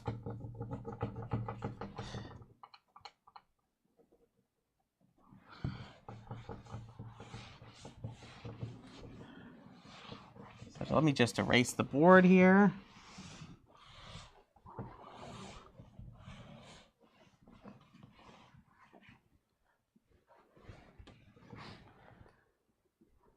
Let's just get this on the board. But yeah, no, if you find yourself having any questions, just put them in the chat here. I'm very happy to answer them.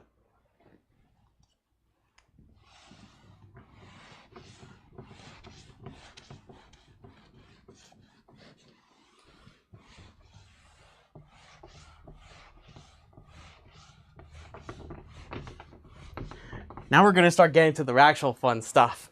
Now, all this is interesting, but I would argue that some of the more algorithmic aspects that we're going to see here soon are some of the more interesting things that I would say.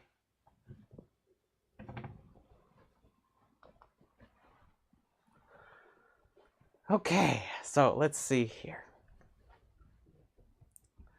So there aren't any questions, so I'm just going to presume we're all doing fine. So let me just make sure I see where we're currently at. Don't want to lose track of our stuff.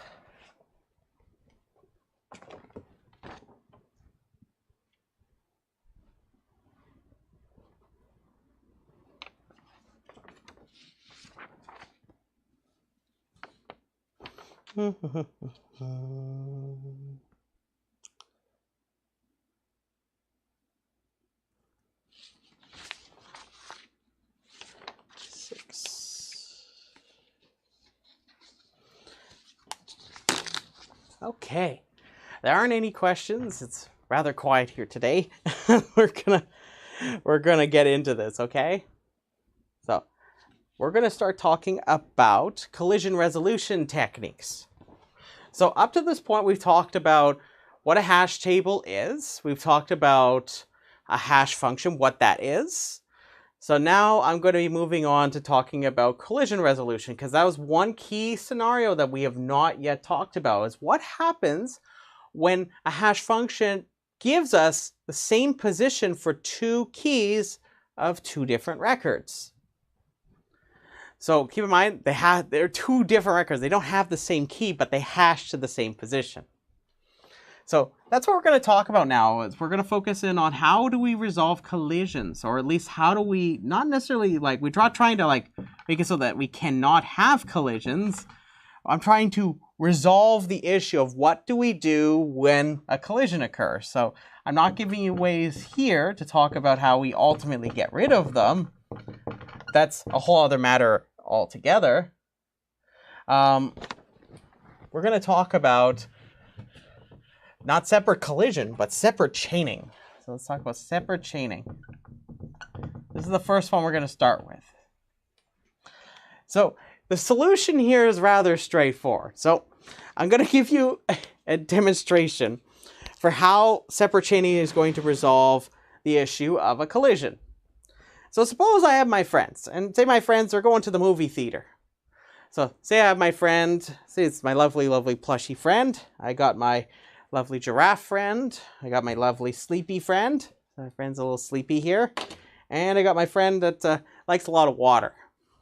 So suppose that my friend here really wanted to get to their spot as early as possible because they didn't want to dry out, and say there was a nice pool at the bottom. And say they were told to, hey, come sit right here. So come sit right there. So there's our friend right there in that spot. However, suppose that, say my other friend, my giraffe friend, really wanted this spot. Now, if we wanted to tell our seal friend to move, well, that would be one way to resolve this conflict, this collision of preferences, right? Well, what do we do here? Well, now there's a lot of ways we can go about this. For here, in separate chaining, the way this is going to get resolved is the two are going to share the exact same spot. So what's going to happen is they're both going to go into the exact same slot, or the exact same seat. So naturally, this being a theater, they're going to be starting to sit on top of each other. So when, say, my sleepy friend comes along and say, hey, look, I want, and say there's a collision that happens here, they're gonna come sit there. Then say my very plushy friend, who's very nice, very friendly, is gonna come sit on them. So the idea here is that whenever there's a collision, we're going to use more memory to store them at that slot by using a secondary data structure. So the idea is very simple. If a collision occurs,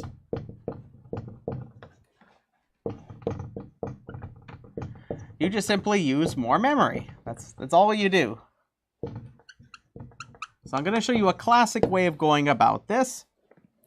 So in separate chaining, you can treat each entry or slot of the table, of table T, as a linked list. You can have a linked list at each one of the spots, akin to the explanation I gave you near the beginning with node references or pointers.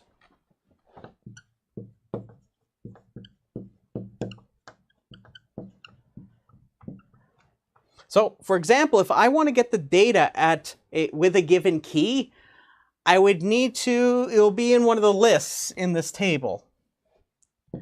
So to get data with key K, hash using H of K, the data will be in T sub H of K. So you'll use this result to tell you where it is, but it will be in one of the lists. So I thought it'd be a good idea I do an example just to show you what I mean. So let's do an example.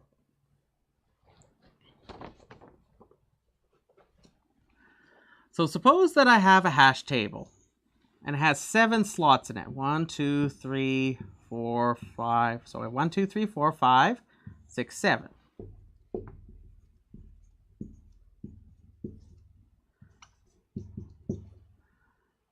Let's say this is my table T. It's my table T. And it's going to have 7 slots in it. And suppose that I have these following records: 21 v1, 13 v2, 12 v3, 7 v4, 3 v5. And suppose the hash function is as follows. H given k is k mod 7. Notice that the 7 here matches up with the table size. So notice that because they're numbers, this is much simpler to do. So anyways, what we're going to do is we're going to insert or perform put operations on this hash table using the idea we just talked about here.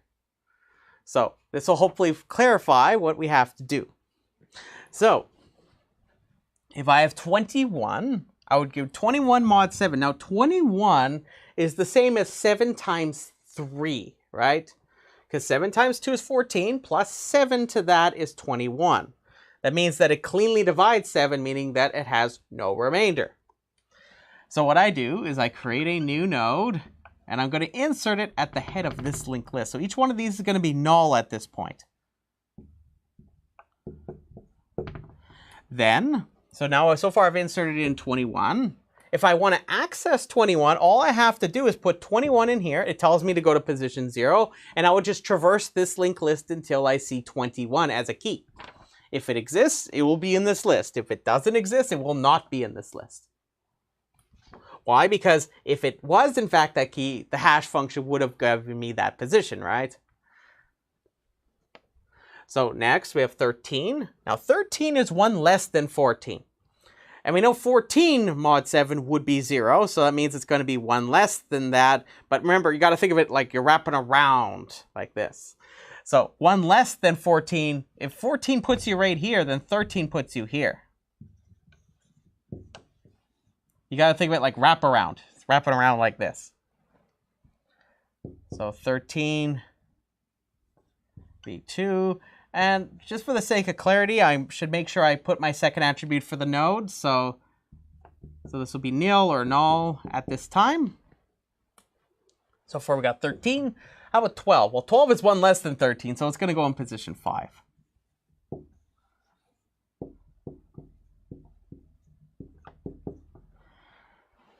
Okay, now 7. Now 7 is just going to divide 7, right? So that means that it's just going to go right up here.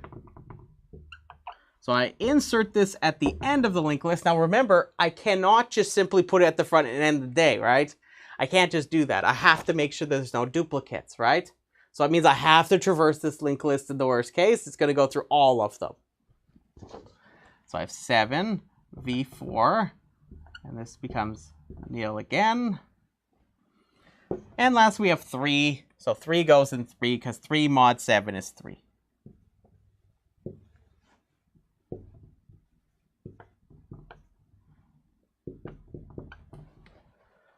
And there we go. We did a whole bunch of insertions on the hash table using the separate chaining approach. So notice all we do is whenever we have a collision, we're going to just simply, so we'll look in this list. But if ever we have to do an insertion, we check the list to see if it's already existing in that list. If it doesn't exist, I insert it at the end of the linked list. Now keep in mind, once you've checked for duplicates, it doesn't matter if it's at the end or at the beginning. But since if you're traversing through the linked list anyway, from the front to the back or rear, you may as well just put it at the rear because you already have access to that pointer or reference. Doesn't make much of a big difference. At least from a time complexity standpoint. So I must stress that doing the insertions and removals is not any different than really doing insertions and removals on a linked list, as I talked about at the beginning of the session. So all you'd have to do is just traverse the linked list, do the insertion if you don't have a duplicate. Do the removal, you just find that record in that given list, and you just perform the removal from a linked list. It's no different. So I must stress that the algorithms for put and remove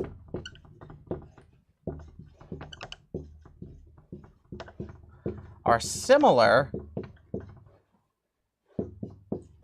to inserting and removing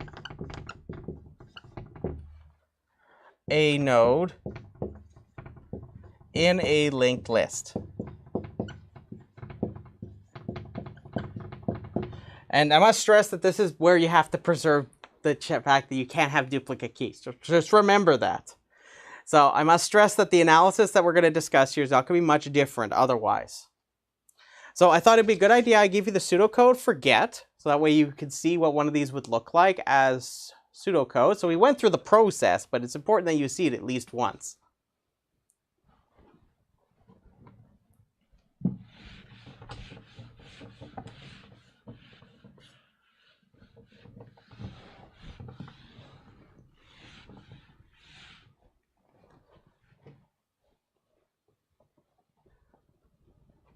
Okay, so we're going to have algorithm. So I'll write out the algorithm based on what we just discussed, and then we're going to analyze it. This time I'll do it a little bit more carefully. Algorithm, it's going to have get, it takes in a key, input, takes in key k, output, it gives us the data for key k, and null if k is not in capital T, the table. So it returns null otherwise. So first, we're going to get a position. So what we're going to do is we're going to go, so actually I want to know I want to get the pointer, hence why I'm going to use a P, for the given slot or position in the hash table. So what I'm going to do is I'm going to get the appropriate list using the hash function. So I compute this position, I index into the hash table to get the pointer or reference, depending on which language you're talking about, to the head of the linked list that where this record should be, if it exists. Then next, while p is not equal to null, and if I get the key from this node, because remember this is a pointer or reference to a node, if I get the key at that node, if it's not equal to k, if both of these are in fact the case, what can I say? If it's both, that it's not null and it's not the key. Well, that's very natural. That means I just need to keep exploring the list, right? If it becomes null, then it means I've explored the entire list and I didn't find it, right? If it becomes equal to k, then I found the record in one of the nodes in that given list, right? So for both of these to be true means I still have to keep exploring my linked list. I have to continue to my traversal. So I'm going to assign P to be the next node in the linked list by getting its next attribute. Now, like I said, there's only two possibilities now. It's either this is going to get falsified or this is going to get falsified. You can't have both of these happen at the exact same time. And also do take note, by the way, of the ordering of these two conditions. I'm taking advantage of the concept of short circuiting. So I'm checking if it is null before I check its key. It's a very important distinction. Because if this happens to become null, then I can't get its key, right? It doesn't make any sense. So if P is equal to null, then surely it doesn't exist, because we did not find one with a key that matched it. Otherwise, I can return the data from that record. Else, I can just return the data of the given record. P.getData. Piece of cake, right? So, if there are any questions about this, don't hesitate to stop me, okay?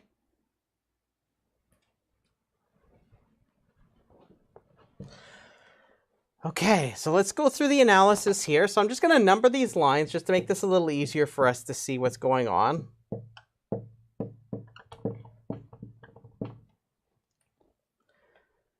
So let's talk about each one of the lines. Now, I would encourage you to write this out more carefully in words. So I'm just going to give you an overview of how I would compute the time complexity of this. So one major thing is that in the worst case scenario, you may have to explore this whole list, right? So just keep that in the back of your mind. So let's look at our time complexity. So the analysis is as follows. So if I look at line 1, this takes some constant amount of time. So suppose it's C1, so it's constant amount of time, because computing the hash function in our case, I'm just going to presume it's big O of 1, and accessing that given spot to get the reference to the head of the linked list, that takes constant time. If not, you can just presume it's big O of k. But either way, you get my point. Next for line 2. Okay, let's look at line 3 first before we get to line 2. So like I said, I recommend you break this into sentences. So I'm just doing an abridged version here. In my notes, I have a much more comprehensive explanation here in words. So I encourage you to think about how you'd reason this out. So C3, getting the next node in the linked list takes constant time. So I'm going to call it C2. It takes C2 time, or C2 many operations. Now, what else can we say? Well, see, lines 4 and 5, both of them take some constant memory or number of operations, right? So I'm just going to say that takes C3 time or operations, or C3 operations. It's either way, these are all some simple operations. They're combinations or compositions of simple operations. That brings us to line 2. Now, line 2 is a while loop, and in the worst case, you're going to have to go through this until this gets invalidated, right? Until this becomes null. So if that is the case, when p is equal to null, that means you had to go through the whole list. So that means that if you take line 3 in combination with line 2,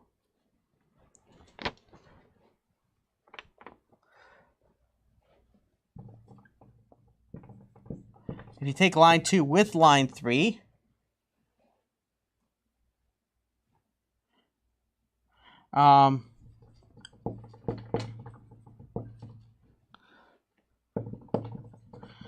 it performs iterations based on the length of the list, right?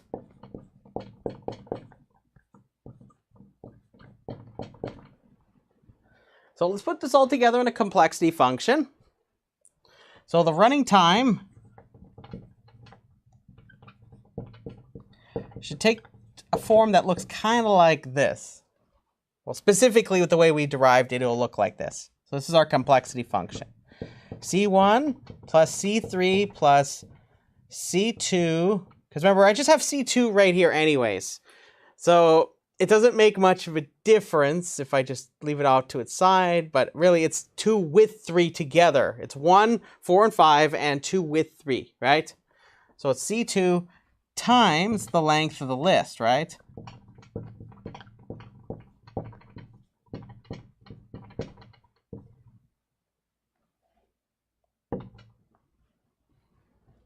So if you put this all together now, what can you say about the big O here? Well, we have constant, C2 times something that may not necessarily be a constant.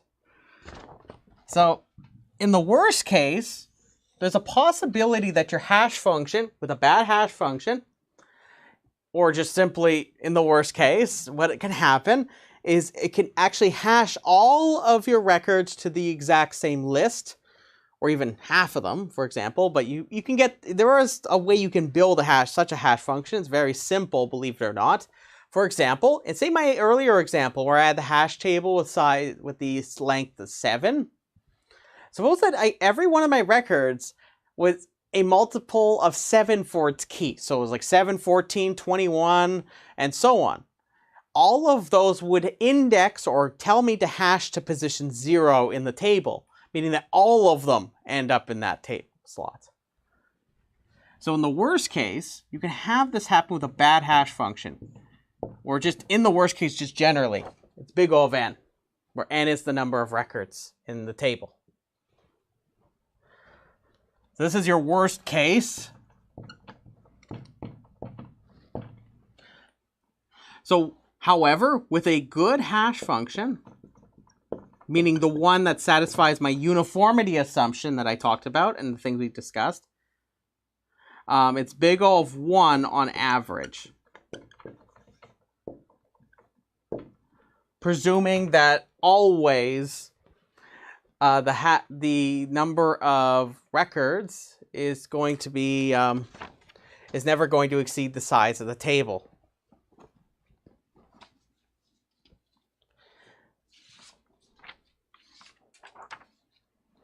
So hopefully that is clear. So if you might ask about this, well, remember, if the keys are uniformly spread across the table, like almost like I take a bagel out and I took a butter knife and I spread them uniformly across there, the way this would behave on average is you can imagine it like if they're uniformly spread, meaning that when I access them afterwards, you can almost imagine this just as you would expect it to behave that I get very few collisions, so some constant number.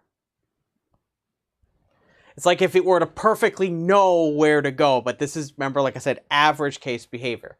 And I must stress, the fact that it's big O of 1 with a good hash function, that should tell you on average that this practice works rather well. So I have more to say about what this means on average for separate chaining here in a moment.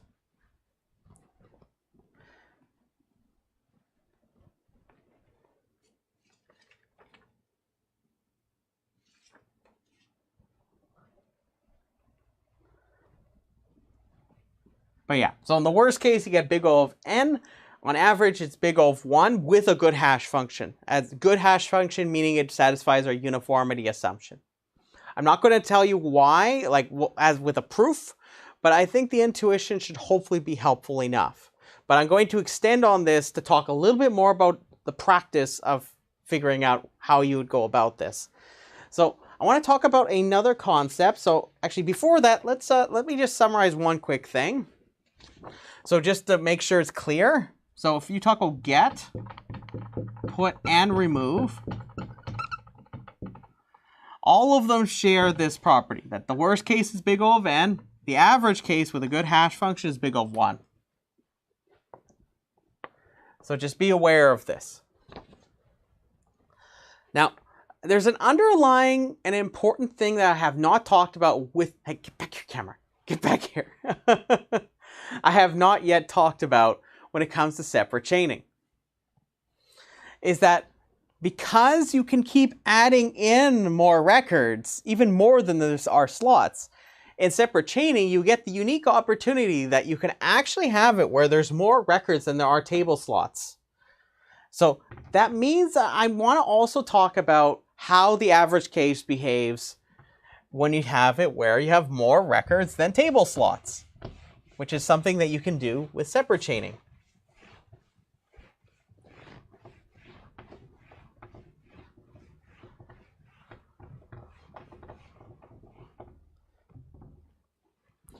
So I'm going to define something called a load factor. This is an important hashing concept. Very often the load factor helps dictate which hashing approach you might take depending on the table size. So this load factor often plays a role in practice for how you might pick the table size. All it is it's some number where it's the ratio of n, the number of records or things you have in your table, over the number of slots. So previously we've assumed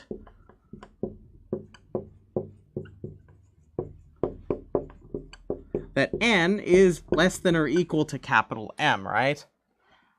However, I'll say semicolon, spice this up. However,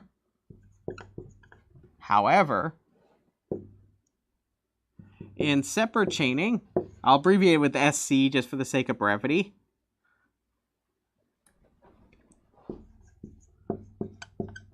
We can have n strictly bigger than capital M. So you might ask, Dan, how would this behave on average then if you have it where you can have more records than there are slots? I like to use the analogy of a cake with layers, so a layered cake. So suppose that the load factor first was based on the explanation I gave you earlier, or intuition. It better be put as an intuition, because I didn't give you a proof for it. If the load factor was strictly less than 1, meaning that you have, it's less than or equal to 1, that would mean that there's no more than the table slot many records, right?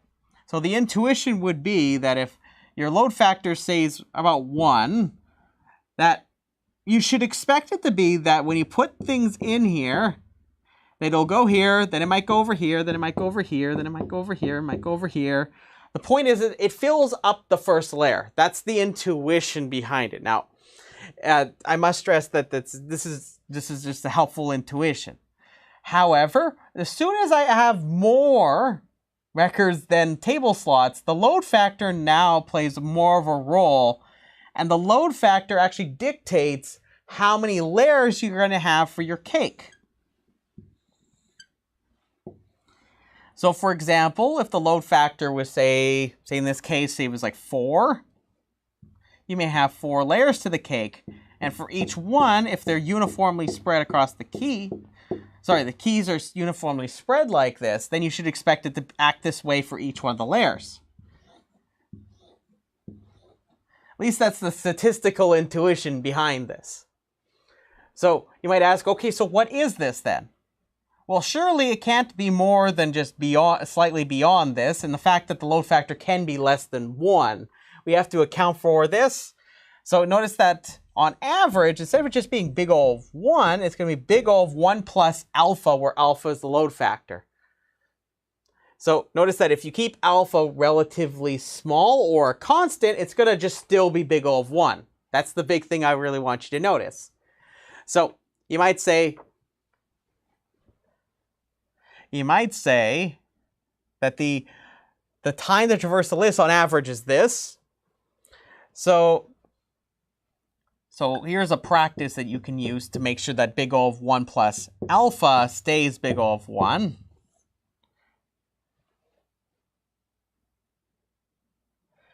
If the number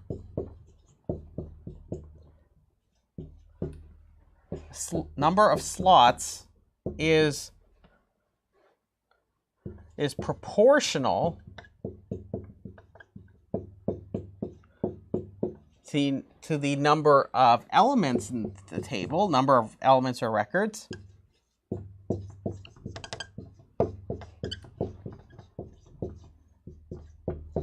in the table by some constant,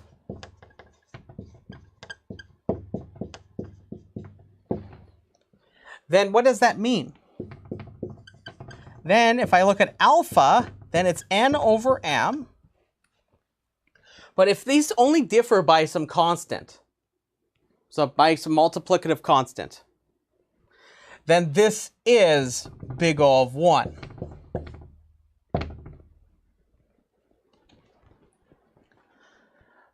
So you might say, Dan, what should the table size look like? Well, keep this practice in mind. If you find yourself having it where the performance starts degrading, what I recommend is and keep in mind that the load factor exceeds the constant value you've chosen, then that means that you should increase the size of the table to another constant that you're familiar with or think would be appropriate for the design of your hash table, and you would rehash the entire table. I must stress that rehashing the table is very expensive to do, especially if you have many records in it. I mean, tens of thousands at minimum. So just keep in mind this practice. This will ensure that 1 plus alpha is in fact going to remain big O of 1. That alpha doesn't get out of control. So that's all I have to say about separate chaining. Hopefully you found that. Actually, no. I have actually one interesting remark I wanted to make. So one other remark I wanted to make about separate chaining is that you notice that in our representation for separate chaining, we use linked lists. This is because the keys don't necessarily satisfy total ordering. So we have to keep our approach rather general, akin to studying, say, a linked list that stores records in an unsorted manner. Now, if you have additional information, such as if the keys maintain a total ordering, meaning that you can list the keys from smallest to largest, or arrange them in this manner, well, here's the neat thing you can do. You can actually speed up the operations that we've been talking about. So in the special case, when you can implement an ordered dictionary as opposed to just any old dictionary or map, what you can do is you can actually specialize the secondary data structure. So instead of having a linked list, you can replace it, say, with a self-balancing tree, or some other concept where say, for example, this is something that I do eventually talk about, is a concept called an AVL tree. There's another thing called a red-black tree. These are self-balancing trees that are able to perform operations such as searching, insertion, and removal in big O of log n time. So you notice how my worst case here was big O of n. In this specialized environment, what you can do is you can actually make it so that all of our get, put, and remove operations for an ordered dictionary can be improved to big O of log n, as opposed to big O of n. This is because of the time complexities of that data structure. So you can modify the data structure for your more specialized cases. That's why I said more broadly that whenever we have a collision, we just use more memory. If we have more assumptions in play for how we can do this, the secondary data structure can be better tailored for the scenario. So hopefully you found that interesting. One remark I will make about that is that in that specific case, actually some later versions of Java, the more recent ones, at least to the date of this lecture, actually do use this approach. So what they do is for shorter lists, so for a shorter number of collisions that occur in a given list, it uses the approach we talked about here with linked lists. But as soon as they start getting longer, what it does is it converts it into a red-black tree. So it treeifies the list, and it'll start behaving like this. And you might ask, Dan, why doesn't it just do the tree thing from the beginning? It's because having around those extra pointers still is storage that you're using. There's space you're using. From a big O perspective, it doesn't change anything. Just the thing is, in practice, it might. But yeah, rather interesting, right?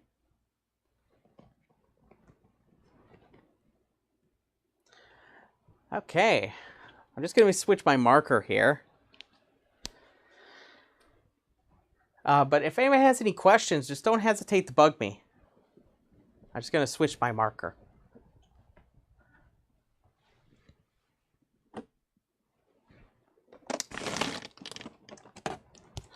That was just a bag collapsing.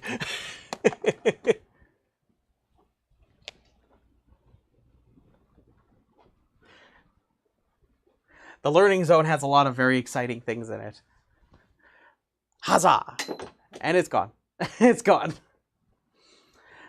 Just going to take a quick peek at one thing before we get back to our next part here.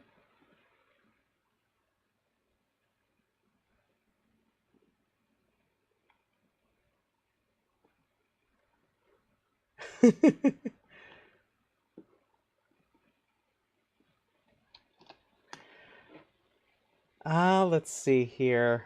I'm just looking at this. So far we've talked about separate chaining. We talked about the table size. We talked about what some people call closed addressing. The next thing we're going to talk about is open addressing. So this one, just for the sake of our time here, I don't want to use too much of your time. I'm going to actually instead go into talking about, sorry, I'm just fiddling around. I got like 4 different things all going at once. So I always have to keep an eye on things. So let's talk about this. So the next thing we'll talk about is open addressing, and then we'll compare all these collision resolution tech approaches. But I must stress that I'm going to keep it a little bit higher level for open addressing because I could go into a lot more detail here, and I feel like that would be best reserved for if you were curious about double hashing, for example. I have a video on that for the Advanced Data Structure series. So if you're curious more about that, just go to the YouTube channel, Page Wizard Games Learning and Entertainment. Go look up double hashing. I have a lecture just on that. But I will talk about what that is. But I won't go into as much detail with examples. But I'll explain why you might want to be interested in that, and then we'll kind of compare all of these, and then that'll basically be where we're at. But yeah, no, I'm rather excited. Hashing is always a fun topic, at least I think. What I'm going to do is I'm going to erase the boards here again. And then we're going to start talking about open addressing. So we've seen separate chaining. So I will tell you that, again, like you may talk about in a lot of data structures, is there's trade-offs very often. So notice one drawback, and I'll mention this in a moment, is one drawback of the separate chaining approach is, in fact, that you may use too much memory. Like, you may not have all the memory in the world to use separate chaining, but it rather is effective when it comes to reducing these collisions on the average case, if you get a little bit more delicate with the statistics. This is because we're not mapping positions back into themselves on the table, which is what we're going to do in open addressing.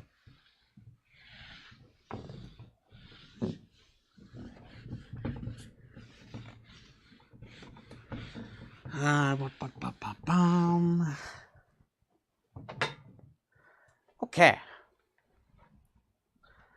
So I don't see any questions, so we're going to get into our next part here on open addressing.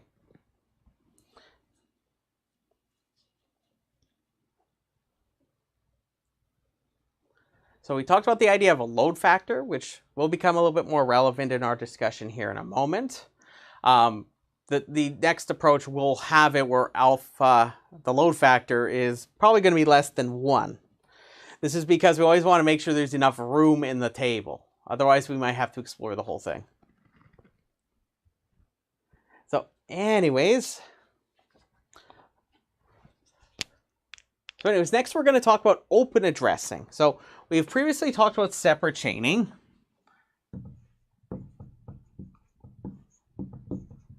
So I'm going to give you a high-level discussion of open addressing. I'll have more careful details in the notes. So the first thing I want to point out is that there is a drawback for separate chaining, which we previously, that was a previous collision resolution approach that we talked about. So if space is expensive,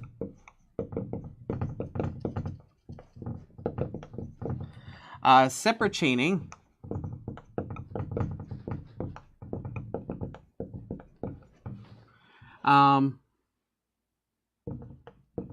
may not be ideal. So you have a very limited amount of memory you can use. It may not be ideal because every time you're going to have to use that additional memory, you may also have to deallocate it a lot of the time if you're deleting a lot of things too, right? Just keep that in mind. If you have a fixed amount of space you have for your table, we want an alternative to this closed addressing approach where you actually use every one of the addresses, but they map onto the exact spots. So we're going to relax the way we can address the table using an idea called open addressing. So I'm going to move my friends from the theater here so that they can kind of relax a little bit more. So here's the idea. So first, one thing I do need to make the remark on is we're going to use the entirety of our table. So we're not going to be making more, we're not going to allocate more memory for our table to make this work. So I must stress, we need to have a consistent way. We're going to presume that, we're going to assume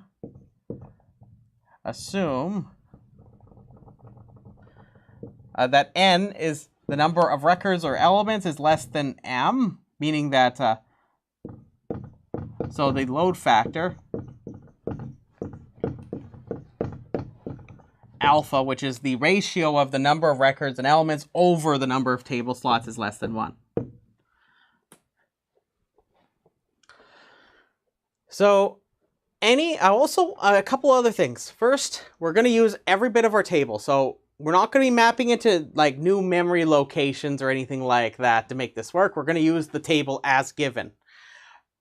The other issue is that I would like to have it I would like to know what the initial state of this table looks like. So I'm going to assume that the table just has null pointers or null references, depending on which programming language you're talking about, in every one of the slots of the table initially. So here's the main idea here. So I'll elaborate on this in a moment. So whenever we're doing insertions, removals, or we're searching, we check the position of h of k, but we check that content's in there. So we check at the table in that given spot. If null is there, I said position at. So check position, we check this right here. We check that table slot. If null is there,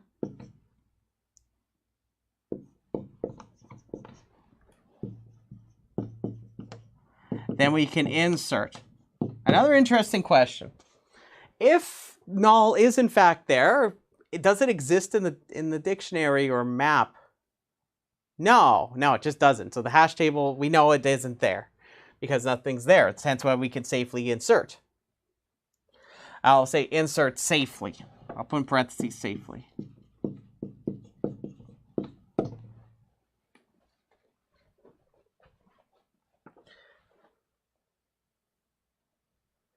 So I must stress that this right here is the position in the table. I'm just wanting to examine what's there. Okay, so next, what if there already is a record there, a key value pair? So otherwise, a record is there. So we need to find a different spot,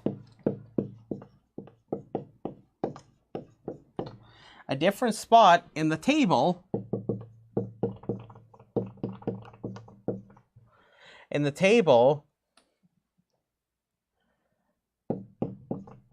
to put our new record,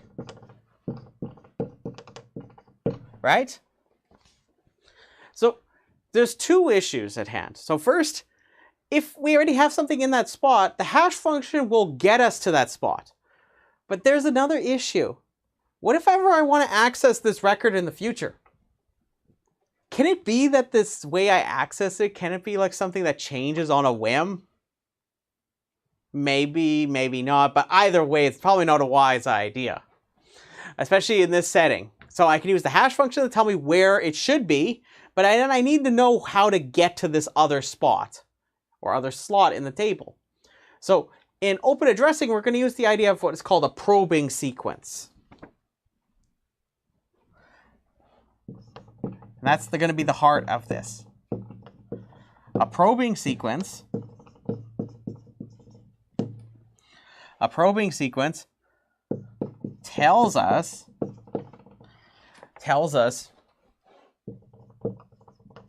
where the next position the check is. And repeat. So you can examine there, see if it's null. If, say, for doing an insertion, then you can safely insert it there. If not, then you apply the next instruction from the probing sequence. This probing sequence tells us a sequence of positions, and the sequence is defined by performing some simple operation. I'm going to give you two examples of probing sequences here. But the idea is for collision resolution,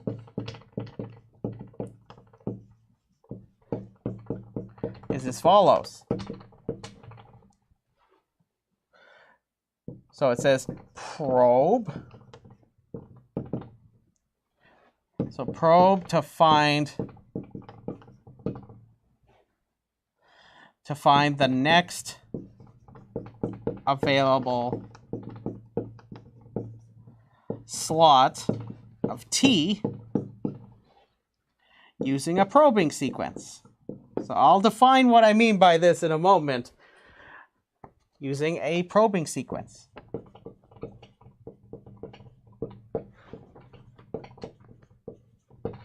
Okay. So, you might ask, Dan, what do you mean by a probing sequence? So come back here, camera, come back here. So let me tell you what's kind of like all about of this, okay? So in separate chain, the way it worked when I took my friends to the theater, the way this worked was it was possible that if I ever got the same position that they all wanted, they would all get stacked on top of each other. So let me give you an example of what I mean by a probing sequence. So suppose my hefty friend here, very lovely person, say they like this spot. And say my giraffe friend comes along again and says, I really like that spot. Well, surely I can't put the two in the same spot because I'm not going to allocate more memory. I'm going to use the table as is. So one example I can do is I can tell my friend, my lovely friend the giraffe, to go to the next spot. You go to the next spot over. So and this is something that you might do at a movie theater. Say, I like that spot, maybe I'll go right beside them. But the thing is, I'm going to tell them to always go to my right, but if I start running out of room on this side, then I'm going to let them come back to the first one. So say, for example, my little sleepy friend here wants to go in this spot. Well, we'll check this spot. Well, this one's already occupied, so we'll check the next spot that we established. So we'd go to our left here, and then we would check, hey, is this available? No, my lovely giraffe friend is here. So I'm going to then go to the next spot that's available. So I'll go and put my friend here because my friend can fit right there. There's nobody there, right?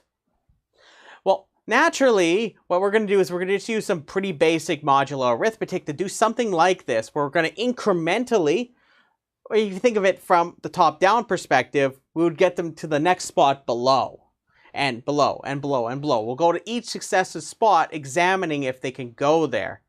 If we don't find any room anywhere, that means the table's full, right? So, let's talk about that. So, the idea I just described to you is what we call linear probing. So let's talk about that.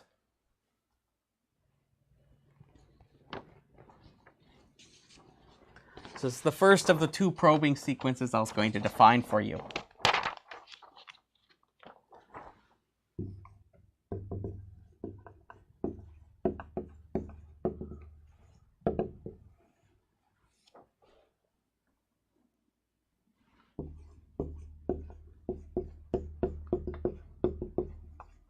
So on a collision,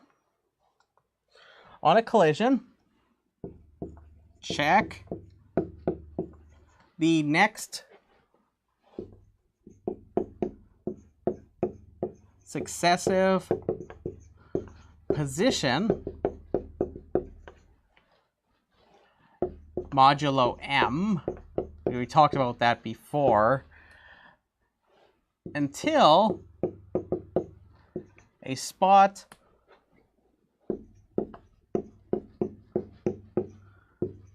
to put the record, put or get or remove respectively,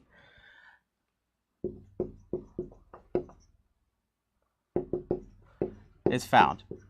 So here's what the probing sequence looks like.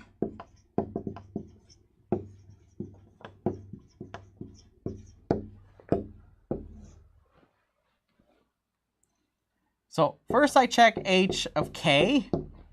If there is, for example, if I'm doing insertions, I would check this spot. If it's null, then I would stop here. If I don't, then I examine this following next position. I would check h of k plus 1 mod m.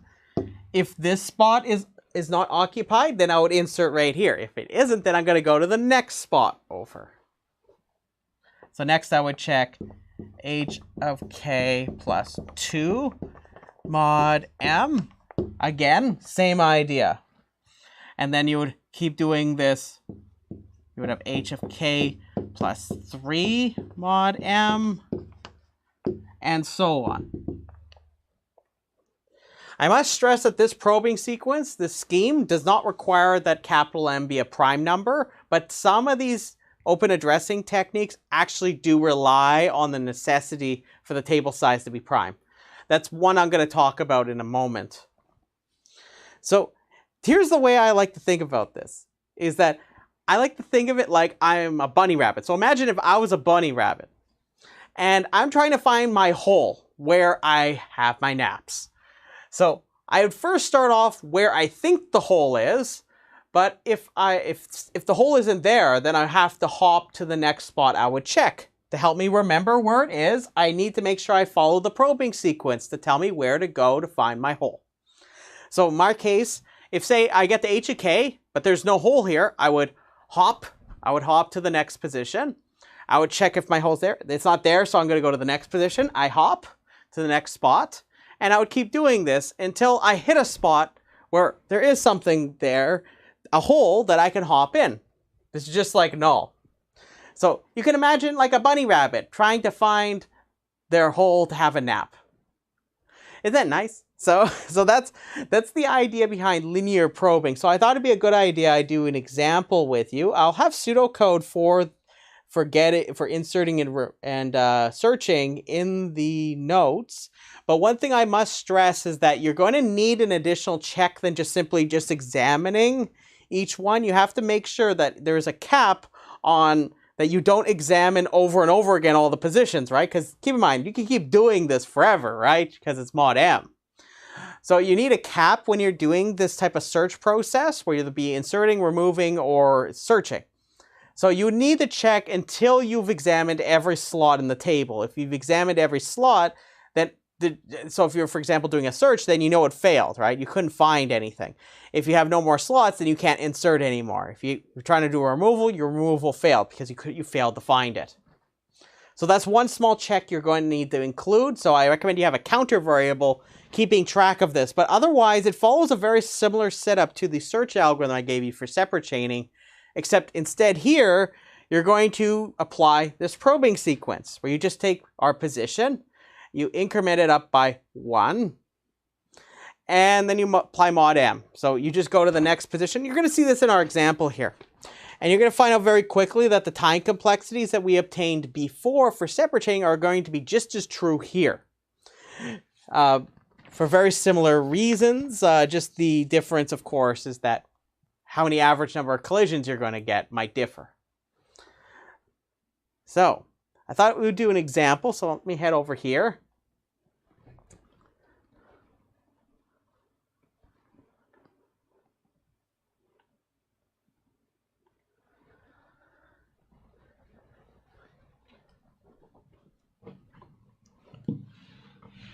So I'm going to talk about how you might do insertions, and then how we do insertions, how we search, and of course, I'll make some remarks about removals, and then we'll see there might be an issue with our linear probing. I must stress that linear probing is very cheap to do. It's also fairly fast to do. So notice all I have to do to find the next spot is just increment a counter variable. So it's very simple. It's just like the other one I gave you, except now you're mapping inside. The mapping is within the table. It's not following a linked list. It's just accessing spots in the table. So let's do an example here.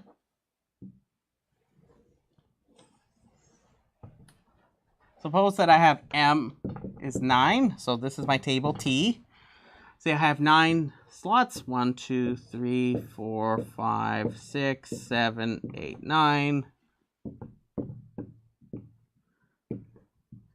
So for the sake of brevity, if a slot has nothing in it, just presume a null pointer or null reference is there.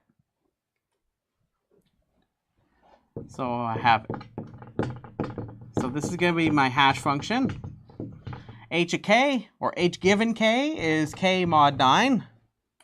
And we're going to have the following records we're going to place in here. We're going to have 18 v1, 16 v2. We're going to have 8 v3, 44 v4, 3 v5, 1 v6, 19 B7. So these are all the records I'm going to put into this hash table. So let's start off with 18. So if you put this in, well, let's think about it. 18 mod 9, well, 18 is 9 times 2, right? So they cleanly divides, there's no integer remainder, so you know 18's going right here. For the sake of brevity, I'm just going to write down the key as opposed to the value with it. So far we got 18 in. Next, let's go with 16. So 16, well, 16 is 2 less than 18. So it means that it's going to be 2 slots away from 18, but they're 2 less than 18. So that means it's going to be 1, 2, 2 less.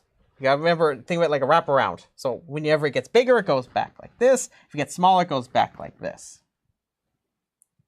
So 16 goes right there. Okay, how about 8? Well, 8 mod 9 is 8.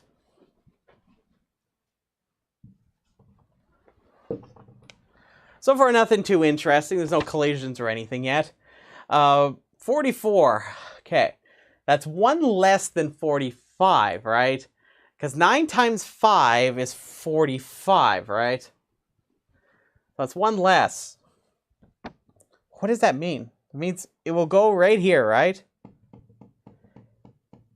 Because 44 mod 9 is 8. So remember, 44 9 is 8. It's because it's 1 less than 45, which cleanly divides 9. So now I have a collision. There's a collision that happens. So there's a collision. So I have to apply the probing sequence now. Remember, think of me as the big bunny. I'm right here. Where am I going to go? I need to go to the next spot, mod M. So I would take 8 plus 1 mod 9. That's 9 mod 9, which brings me up here. So I make one hop. I make one hop to position 0. There's something here, though. So what does that mean? The bunny needs to hop to the next spot over. So it's h of k plus 2 mod m. So before when I add 1, I get 0. When I add 1 again, I get 1. So bunny hops, finds a hole. We can put 44 here.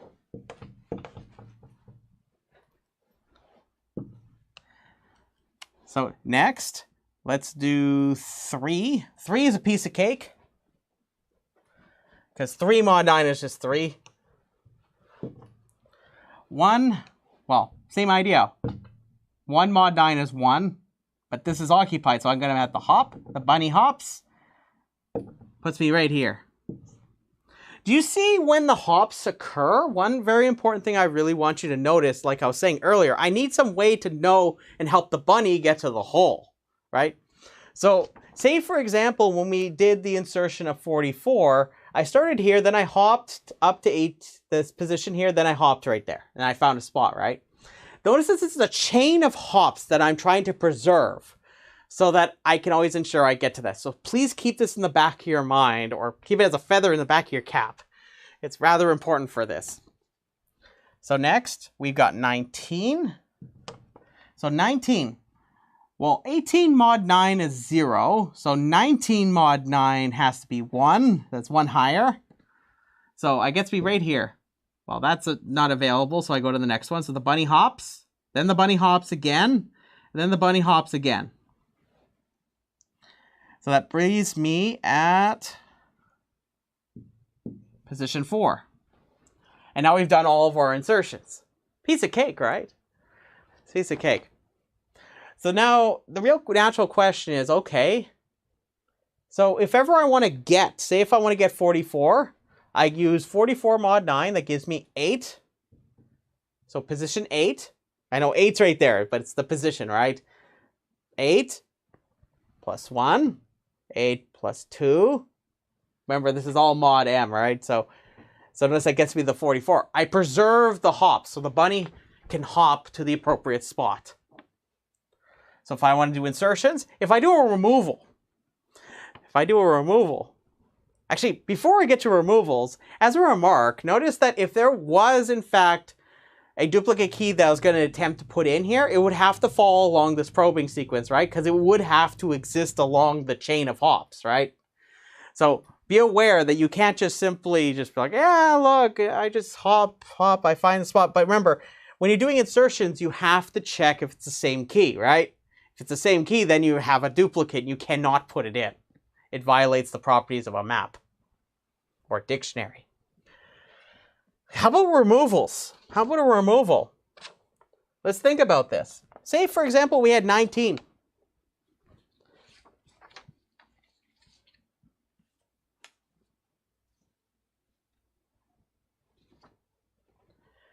If we have 19, if I wanted to get rid of, say previously I said, I'm going to get rid of 3 here.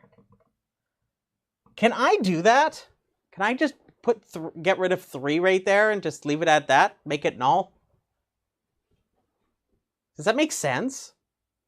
Well, let's think about it from the perspective of the bunny again. Okay, 44. Okay, I check 19 mod 9. That is 1, right? So it puts me right here. The bunny hops. The bunny hops. There's a hole here. There's a hole here. If I'm trying to search and I hit null, that means that the search failed, right? Meaning it doesn't exist. But the thing is, it most certainly exists. It's in the next slot. But that's a problem, right? We need something here to help us make sure that the bunny doesn't fall into the hole in a place that's not intended, right? So that brings me to talking about what is called lazy deletion. So one way you can resolve this, so there's 2 ways you can resolve this issue. The first way is you could just simply rehash the entire table every time you do a deletion, but this is very expensive as I explained previously. If your table's rather large. If it's small, not so much, but if you're doing this many times, it can be. Another idea, this is one that's used quite often with tables, and sometimes used in systems. For example, it's the idea of lazy deletion. So whenever I do a deletion, instead of it just being saying, hey, look, instead of it being where I just get rid of this and that's null, I'm just going to mark it as something to be deleted. But it must be stressed that this label that I have, this marker, it's not equal to null. Nor is this is also not equal to the keys, just to be very clear. So whenever you're doing your search, it's not actually a hole. It's actually that we help the bunny by putting maybe a basket on top to make sure the bunny can't fall in the hole. So that the bunny can continue hopping as if it wasn't actually the key that matched. So this idea is called lazy deletion, and sometimes these markers are called tombstones. Like that would be called a tombstone. So some people call this introducing a tombstone. The one issue that you're going to run into very quickly, however, if you have many of these tombstones, what happens is that it may degrade the performance of this. If you have many more deletes than there are actual keys in this table, that might degrade quite a bit. So there's a couple quick ways you could resolve this, for example, is one, you could check for the duplicates first. If there is no duplicate, so you check for duplicates first. I must stress that the algorithm I have in my notes doesn't do this. But if you check for duplicates first for an insertion, so if you're doing a put operation, if you do this first, then what you could do is if you encounter a delete like this, you can actually put your new record right into where that is, replacing it. And it helps get rid of some of these tombstones, but it's not going to really solve everything. The other way you can do this is just simply rehashing the table. So just keep an eye on the load factor, for example. That might be one way to help you try to figure out if you need to rehash the table. So an important remark I want to make is the time complexities here. So do you see very quickly that if I fill up this table, many entries, it's possible to have a probing sequence. The bunnies, so that they hop, all of them go through the entire table. Hello. No, welcome on in. So we're just about gone through all. You could have it where all of these table slots get hopped over. So the bunny hops over all of the entries. So all of these slots get used. That's not good, right? So in the worst case for our get, put, and remove, so insertions, searching, and removals, regardless of this tombstone business, which you might think of even as just slots where nothing equals any one of the keys. For all of these in the worst case, you have to potentially go over the entire all the records, right? Especially if you have a really bad hash function, just like we talked about for separate chaining. Say, for example, all of them are multiples of 7. Do you see, actually, no, in this case, in this example, make them all multiples of 9. Say if you had 9, 18, 27, 36, 45. If you have all of these, if you have all of them, notice that you would have it where the bunny every single time always goes, it has to make one extra hop every single time. Isn't that amazing? So that's actually how you can create worst case instances here. So the worst case here is big ol' N, meaning it takes linear time, linear in the number of records. But as per the rationale I gave a little earlier on for separate chaining, because the load factor is less than 1, you can actually bring, in the average case, it actually behaves such that it takes constant time. But remember, this is under the presumption of our uniformity assumption, the one that said that all of our keys are uniformly spread. Spread like, butter on a nice smooth bagel. It's something rather important. So remember, this is with a good hash function. Yeah, good hash. It's a good hash. So naturally, so one major issue we're going to run into very quickly is what is really the thing we have to think about with linear probing? Well, do you notice that in my worst case example that I just brought up, how if I have multiples, or in fact, we even encountered something like this in this case right here. So do you notice that if I was trying to search for 19, so I would go 19 mod 9. That would give me 1. And I would have to go through all these hops like the hoppy bunny rabbit. So I'd have to hop, hop, hop, hop, go checking 44, 1, delete, then it gets to the 19, right? So if I do this, this actually forms something called a cluster. In fact, it's very easy to build these, what they're called clusters in linear probing. And that's a drawback that this has. It makes it so it degenerates if the load factor gets rather big. Now, anytime. Now, have yourself a beautiful day. No, wonderful. So we have the clusters. These clusters can form, and they can get really long. As I said, the naturally largest cluster is when all of the clusters become one giant supercluster. So naturally, we would like to have some way to alleviate this idea of a cluster. So it's very easy for these clusters to form when you have subsequent keys appearing, like one after the other, or they all hash the same position, meaning we get a long chain of collisions that happen. So just like my example with 19, if I were to, for example, to put, well, we have 1. Say, for example, we had, let's go 28. Say if you had 28 here. Say if I went 28, I would have to check this one, this one, this one, this one, and I would put 28 right here. It would extend the cluster by 1. So in separate chaining, we encountered this by just making the linked list longer.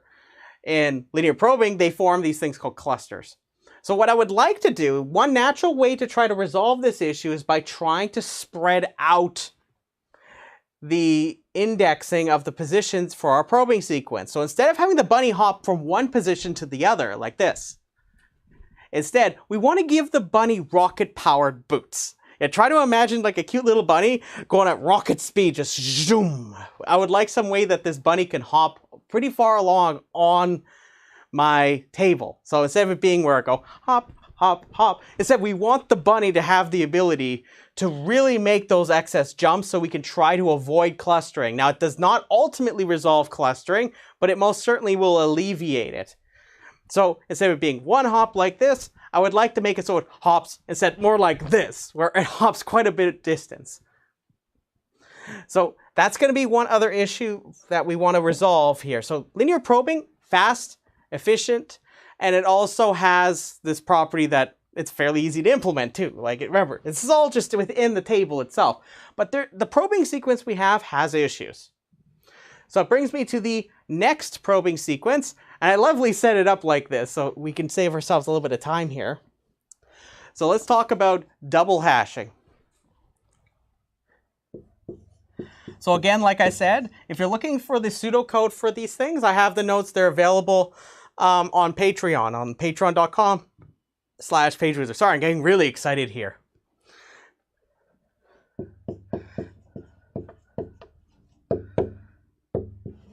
Yeah, you can check out pagewizardgames.com for anything when it comes to this. So I got double hashing. So here's the so remember, the idea before we would hop 1, 2, 3, 4 potential hops, but they're always by 1, right?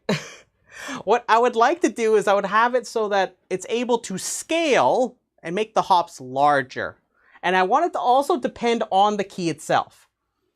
So I want it to be able to affect how big the hops are. So they aren't all going to be uniform in their size. It depends actually on the key, what it outputs to the hash function. So what we're going to do is we're going to introduce a secondary hash function. So some people call H the primary hash function, and this other one's going to be called the secondary hash function. Sorry, I can't seem to write today. Introduce a secondary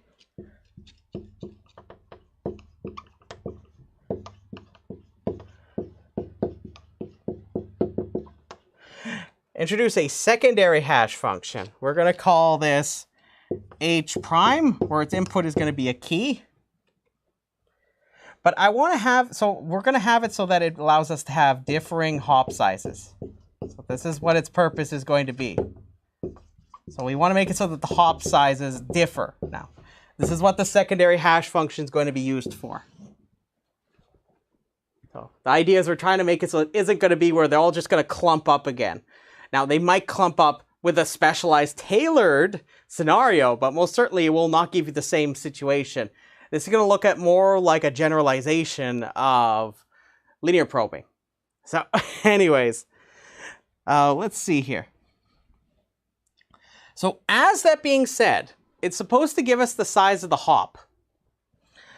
This is one important technical remark I need to make. I in fact have 2 of them. The first one is that the hop sizes can never be 0. Otherwise, our bunny's just going to sit there just kind of hopping over and over and over and over again in the one spot. And that's not going to work out well for us, right? So we need to make sure that H prime of K is never 0. Note. So the first thing is H prime of K can never output 0. You're not allowed to have it so it pops out 0. Otherwise, it will not allow our bunny to hop anywhere. That's a bit of a problem. Now, there's several other kinds of secondary hash functions you can use. I'll give you one that's fairly common for double hashing. This one will set up things nicely for us. So I'll say an effective. An effective H prime, where our given K is as follows: Q minus K mod Q. And now I must stress that Q, which is going to be less than M, is prime. So Q is a prime number. So if you've never heard a prime number before, it's a number where the number of divisors it has is exactly 2. 1 and the number itself. Sorry, I'm getting very excited here. I just got to calm down. So this is a very common one to use as a secondary hash function. But please note that in this case, I have one other very important thing I need to tell you about double hashing. is that for this h prime, m, the table size, must be prime.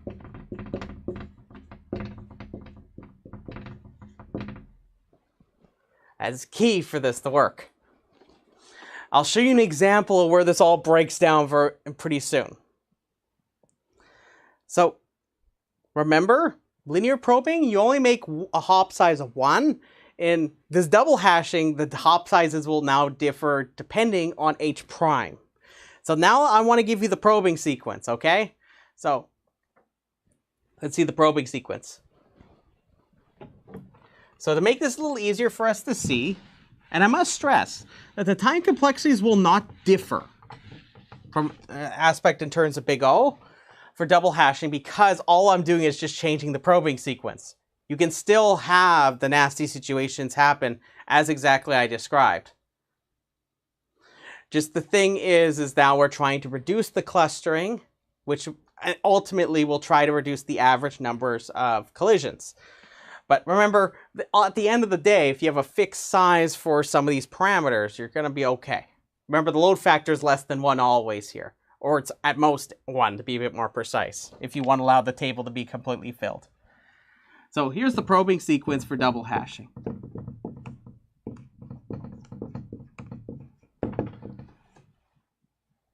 So here it is. You try out h of k first. So you try that. If that is going to get you what you need, for example, if we're doing a search, if h of k is what you're looking for at that spot, then you're done. If it isn't there, then you're going to check out h of k plus h prime of k mod capital M. So notice that instead of it being a 1 here, now it's h prime of k. And now each time I take a step, instead of it being just 1 step, it's going to be multiples of h prime of k. So plus 2 times h prime of k mod M. And if this fails, then I try h of k plus 3 times h prime of k mod M. And so on until you've checked the entire table. Or you get my point. So all I've done, everything I've just described to you about linear probing is just going to be the exact same here, except you're just going to replace the probing sequence with this one. That's it. That's all double hashing is. So instead of this being 1, 2, 3, it's going to be 1 times h prime of k, 2 times h prime of k, 3 times h prime of k. So remember, we're giving the bunny rocket-powered boots. So instead of it being 1 hop at a time, it's going to be that the bunny might be able to have hop sizes of 2 or 3 or 4 or potentially more. So instead the bunny might be able to do this. Like 1 hop. And I worry if I jump too far that way, I'm going to totally slide nastily. So I'm going to... It's supposed to be the same size, by the way, there. But my point stands, hopefully, is that we're giving... So if we had our little bunny... Here's my cute little bunny here. Here's my cute little bunny. See, there's the cute bunny. Got little cute legs. It's got one of those cute little legs. There's his little floofy tail there. Look at this cute bunny. The bunny makes hop sizes of 1. Originally in linear probing. Keep in mind that you can craft double hashing so it gets you linear probing back. I'll let you think about that. Instead, we're going to give our bunny rocket-powered boots. Instead of rockets. So the bunny now can hop. Instead of it just being by 1, it's h prime of k. And now the bunny is extra edgy. Now we're going to give the bunny some cool shades here. Oh yeah, there we go. We'll get some shoulder pads on there. There we go. That's a mean bunny. So this will help us try to alleviate these clusters, okay? And that's all we do to change this process. So I'll have an example. Actually, let me do an example here with you. So let's do as a different table. And just because, remember, 9 is not a prime number because, say, its divisors, for example, would include 1, 3, and itself, 9. So it's not a prime number. So let's do an example, just so we can see how this plays out. And I'm going to show you why it's so important that the table size is always a prime number. So watch this. So let's do an example. We're going to have 7 slots. 1, 2, 3, 4, 5, 6, 7. 1, 2, 3, 4, 5, 6, 7. 6. We have our table T. Its table size is 7. And we're going to have it, so our hash function is h of h given k is going to be k mod 7. And a secondary hash function is going to be h prime given k is going to be 5 minus k mod 5. So notice that I picked 5 because it's less than the table size and it's a prime number. 5 is indeed a prime number. If you're not sure about that, just check it yourself. Try numbers 1 through 4 and see if any one of them other than 1 divides 5. So anyways, we're going to be inserting in the following records. So we're going to put in a 1, a 8, a 3, and a 29. So I'm not going to worry so much about the values. I'm just going to look at the keys. So to work with each one of these, I'm going to first apply the hash function. So I'll apply h of 1. That gives me, let's see, 1 mod 7. That's just 1. So 1 goes right there into the first spot. There's no collision. 8. Okay. 8 mod 7. Well, that seems like it would be, well, because 7 mod 7 is 0, right? So 8 mod 7 is 1. That means we have a collision right here. So it's a collision that happens. So we need to now consider a probing sequence. So we check this one. That's a dud. It's not going to work. So now we're going to try h of k plus h prime of k. So let's figure out what h prime of 8 is. So let's see what h prime of 8 is. Well, it's 5 minus 8 mod 5. Sorry, I'm cutting it a little off here. So we have 8 mod 5. Well, think about this. 5 mod 5 is 0. This is 3 higher, so it's 3 mod 5. So then we have 5 minus 3, which is equal to 2. So the bunny is going to make hop sizes of 2 for key 8. So we're going to start here, because we got a collision here. We're going to hop by 2. It's over here, and we see we could put the 8 right there.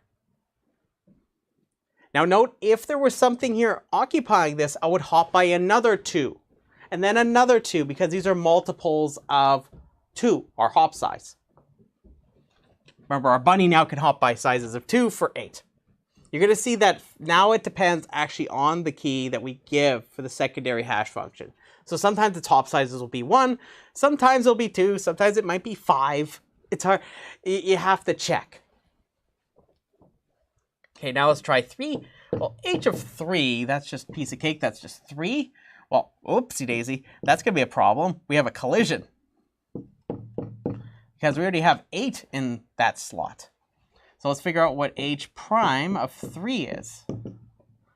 So we have 5 minus 3 mod 5, right? Which this is still 3, right? This is 3. But 5 minus 3 is 2. So it has the same hop size, right? So it's still 2, just like we had before. But this is just a coincidence, okay? Remember, this is just a coincidence. So now I have my position 3. I make a hop size of 2. And that brings me down here. So I go, there we go. 3 goes right there. Piece of cake, right? So remember, whenever there is something in the spot, we peel to the probing sequence. So I suggest when you're doing this, figure out what h of k is. Then if you get a collision, figure out what h prime of k is. Then you're going to jump by that hop size. How about 29? Well, let's see. 28 mod 7 would be 0, because that's 4 times 7, right? So 29 mod 7 has to be 1. So we're landing on 1 again.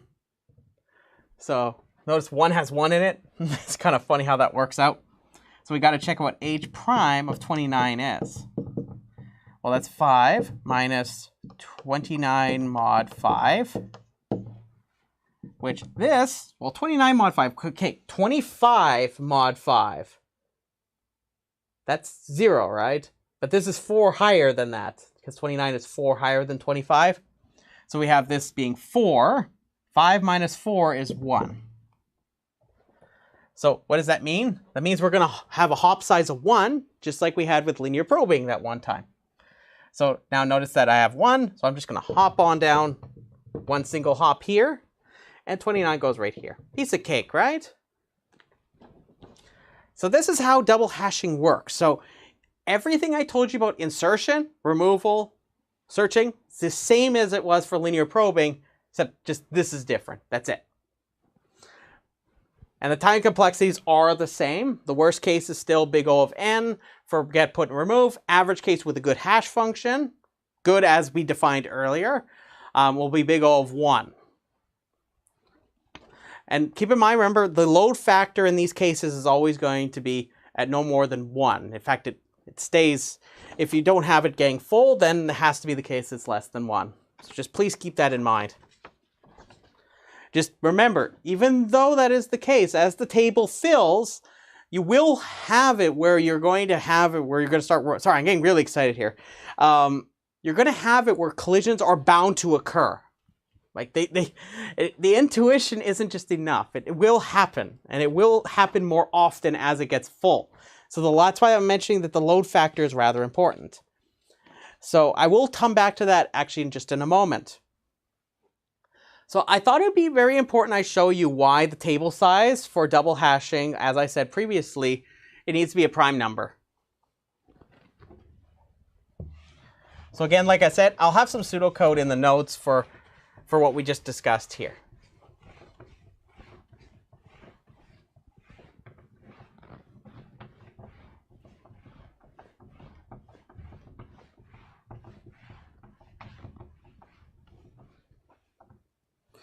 Okay, so let's see. Let's try doing this. Okay, so I want to show you how this can go very badly. So I'm going to address the question of why must M be prime in double hashing? So with our H prime. Sorry, I'm getting really excited. In double hashing. So I'm going to show you a pretty basic example. Now, what I'm saying is that having it where the table size is M guarantees you will not have this situation happen. That's what I'm claiming here for you. I'm not saying that you can find weird cases where, or other cases where it does manage to work without this happening. I'm saying that this, making sure the table size is prime will ensure this will never happen.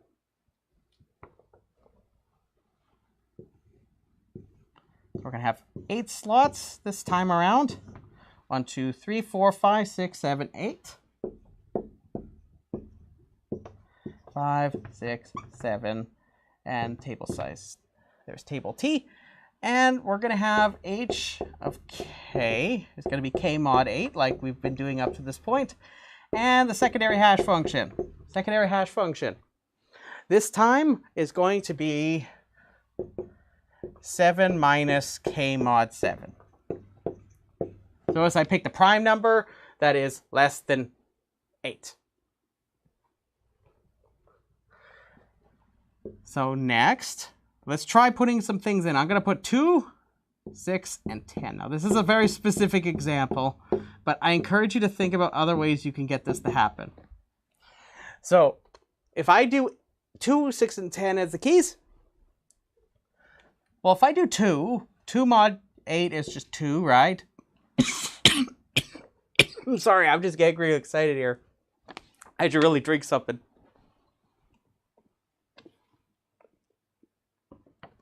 Okay, here we go. That's much better. Sorry, I'm getting very excited about this one example. So if we have 2, you know, it goes right there. Piece of cake. 6 should be 6, right? Those are rather straightforward, right? How about 10? Well, 10 mod 8 is, well, it's 2 higher than 8, and 8 mod 8 is 0, right? So this will be 2. So you know you're going to get a collision right here. So we get a collision. So what do we do when we do this? We have to figure out how big the hop size is. So we got a h prime of 10. Well, this would be 7 minus 10 mod 7. Well, 10 is 3 higher than 7 mod 7, right? So that means that this will be a 3. 7 minus 3 is 4. So our hop size is going to be exactly equal to 4. So please keep that in mind. So please keep this in mind. It's very important. So please notice, and I'll start off by just showing you how this works out. But I hope you'll see what's the issue here. So I have a collision right here. So I hop 4 to here. Well, there's something there, right? That's a problem. That means I'm going to continue the probing sequence. So now I go 2 times that. So now I got to make another hop of 4. So 1, 2, 3, 4. Well, there's something still there, right? So 3 times the hop size. 4 times the hop size.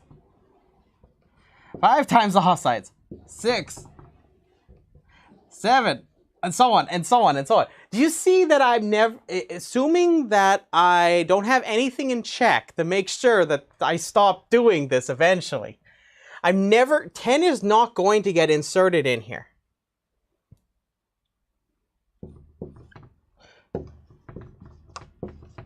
So key 10 never gets inserted.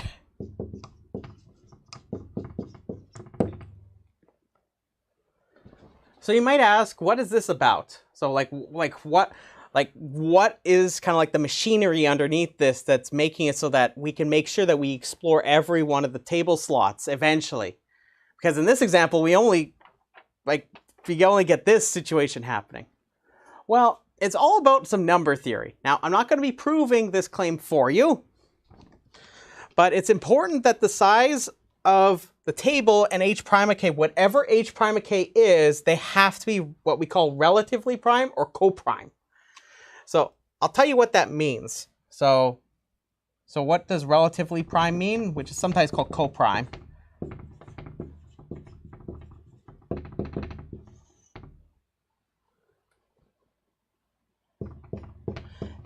If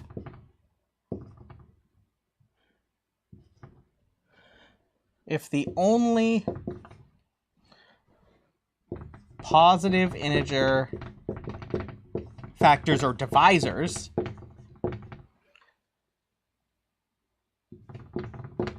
of 2 numbers is 1. So if I give you 2 numbers, 2 positive integers, and I ask if they're relatively prime, if I look at their divisors, the only one they're allowed to have in common is 1.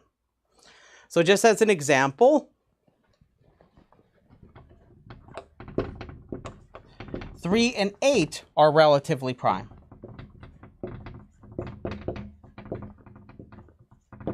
This is because the divisors of 3 are 1 and 3, because it's a prime number, and the divisors of 8 are 1, 2, 4, and 8. Notice that the only one they have in common is the 1. So picking the hash function the way we did, remember, Q is always less than capital M, and M is a prime number, so you can guarantee that whatever you get as a result of a prime number versus anything that isn't a prime number, but it's never going to be as big as that prime number, is going to be relatively prime. That's the explanation I'm going to give you here for why this works. But I will not prove that this will, so I'm not going to prove this claim, but this will, ensuring that the table size is prime like this with our hash function for the secondary one, this will ensure that we explore the entire table. So it has a lot to do with modular arithmetic if you're curious about it. So I want to make some last remarks. So this is actually all that I have to say about open addressing. pretty interesting stuff. I'm going to have the last couple of remarks about our load factor, because it's important that we talk about this ultimately.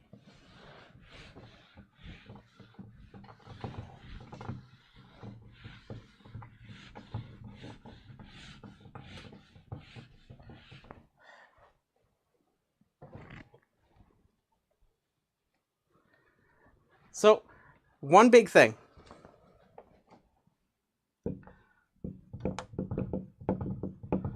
So we're going to be revisiting the load factor. So we already defined what the load factor was. It's simply the ratio of the number of records in the table or elements in the table versus the table size. So I'll just note that here because for the sake of completeness, alpha is what we call the load factor here.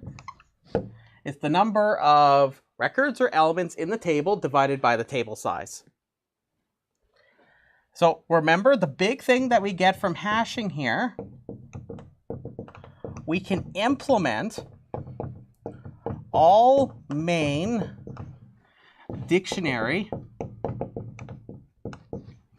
all dictionary-based operations in big O of 1 average time under our assumptions. So this is important.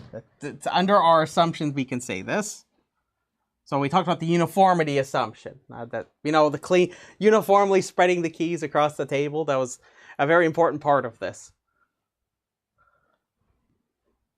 So, anyways, you can actually get more specific about what the average number of comparisons for, say, a get operation would look like.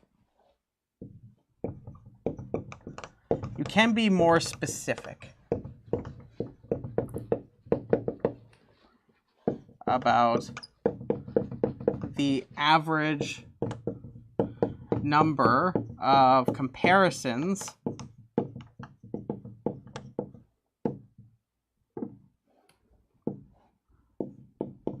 for a get operation.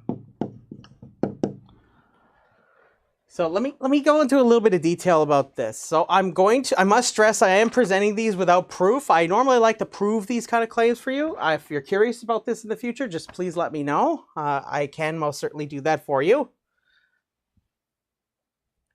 Is that I will tell you about each collision resolution and the average number of key comparisons. So first we had separate chaining.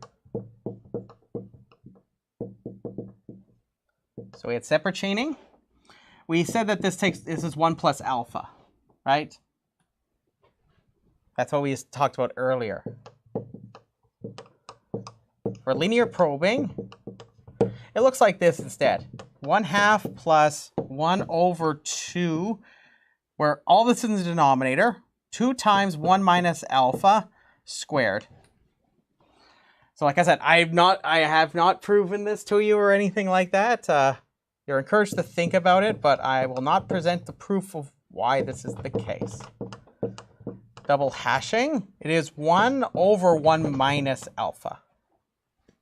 So if you plot these three out based on the load factor, you'll see that they behave something like this. These are just rough drawings for you. So you have linear probing, it goes something like this. Double hashing will go something like this. And separate chaining will stay rather straight like this. So if this is by the load factor here, and this is the number of comparisons, you'll see that this is your linear probing here, your double hashing here, and your separate chaining right here. So if you're looking at average number of key comparisons, you'll see that separate chaining is the one that surpasses all of them. I must stress that for smaller load factors, this actually is much smoother of a curve where they cross much earlier on. So the curve actually looks a little bit more like this. and say this is about, we'll say, yeah, it's about halfway here. So when the load factor is about 0.5, they really start diverging quite a bit more. But earlier on, where the load factor is much smaller, say something like 0.35 to 0.45, when you get around here, then the delineations between these approaches actually, they blur quite a bit more.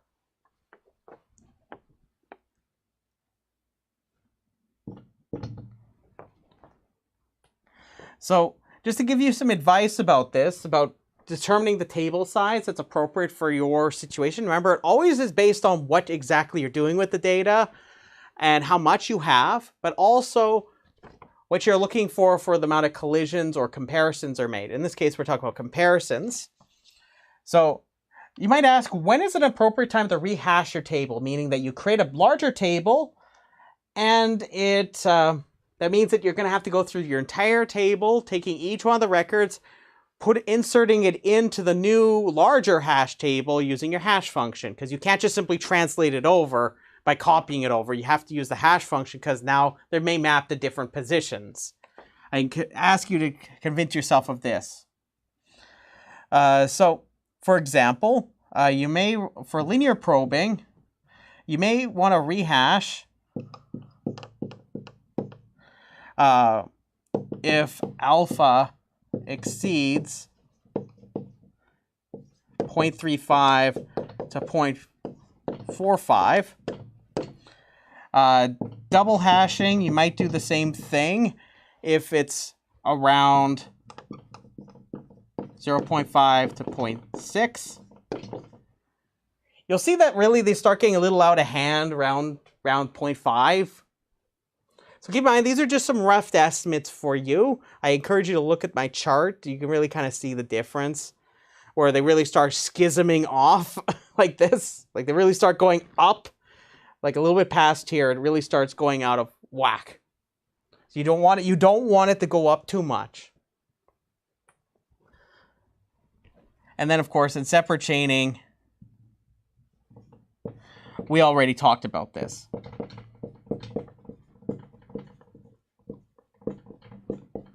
And you might say, Dan, like, where did you get these numbers from? They're just guesstimates for you. So remember, always think about your given application. Is the number of comparisons happening suitable for your application? That, for example, if you need that load factor to be rather small, then maybe make more slots than there are going to be available for your application. If you know how many things are going in that table in advance, you could think a bit more about how the table size should look. So, for example, if you know how many things are going in, you can almost take this equation right here and reverse engineer roughly what you're looking for based on what the load factor you would look like. So, a few other things I wanted to mention is, like I said earlier, hashing is an extensively studied area of data structures, algorithms, but it also extends to cryptography. By no means is this meant to be an overview of all of these topics, but I hope it gave you some interest in this topic from a data structures perspective. So that's everything I have to say about hashing. So hopefully you thought that was pretty cool. I always enjoy this topic. But yeah, no, I'm gonna get the chat open. If there's any questions or anything like that, I know that I've seen some lovely messages. I always appreciate them. I just do what I do here. So if you're watching this in the future, thanks for coming on by. It's a pleasure. So, but yeah, no, so we finished talking about hashing. More of the details will be in the notes, but that's everything I have to really say about hashing. So are there any questions or anything of the sort? I'm pretty happy to answer any questions. If you ask me about these, I might need a little bit more time to write up some notes for you to kind of walk through this one more carefully, but I can give you some intuition. Sorry, I'm getting very excited.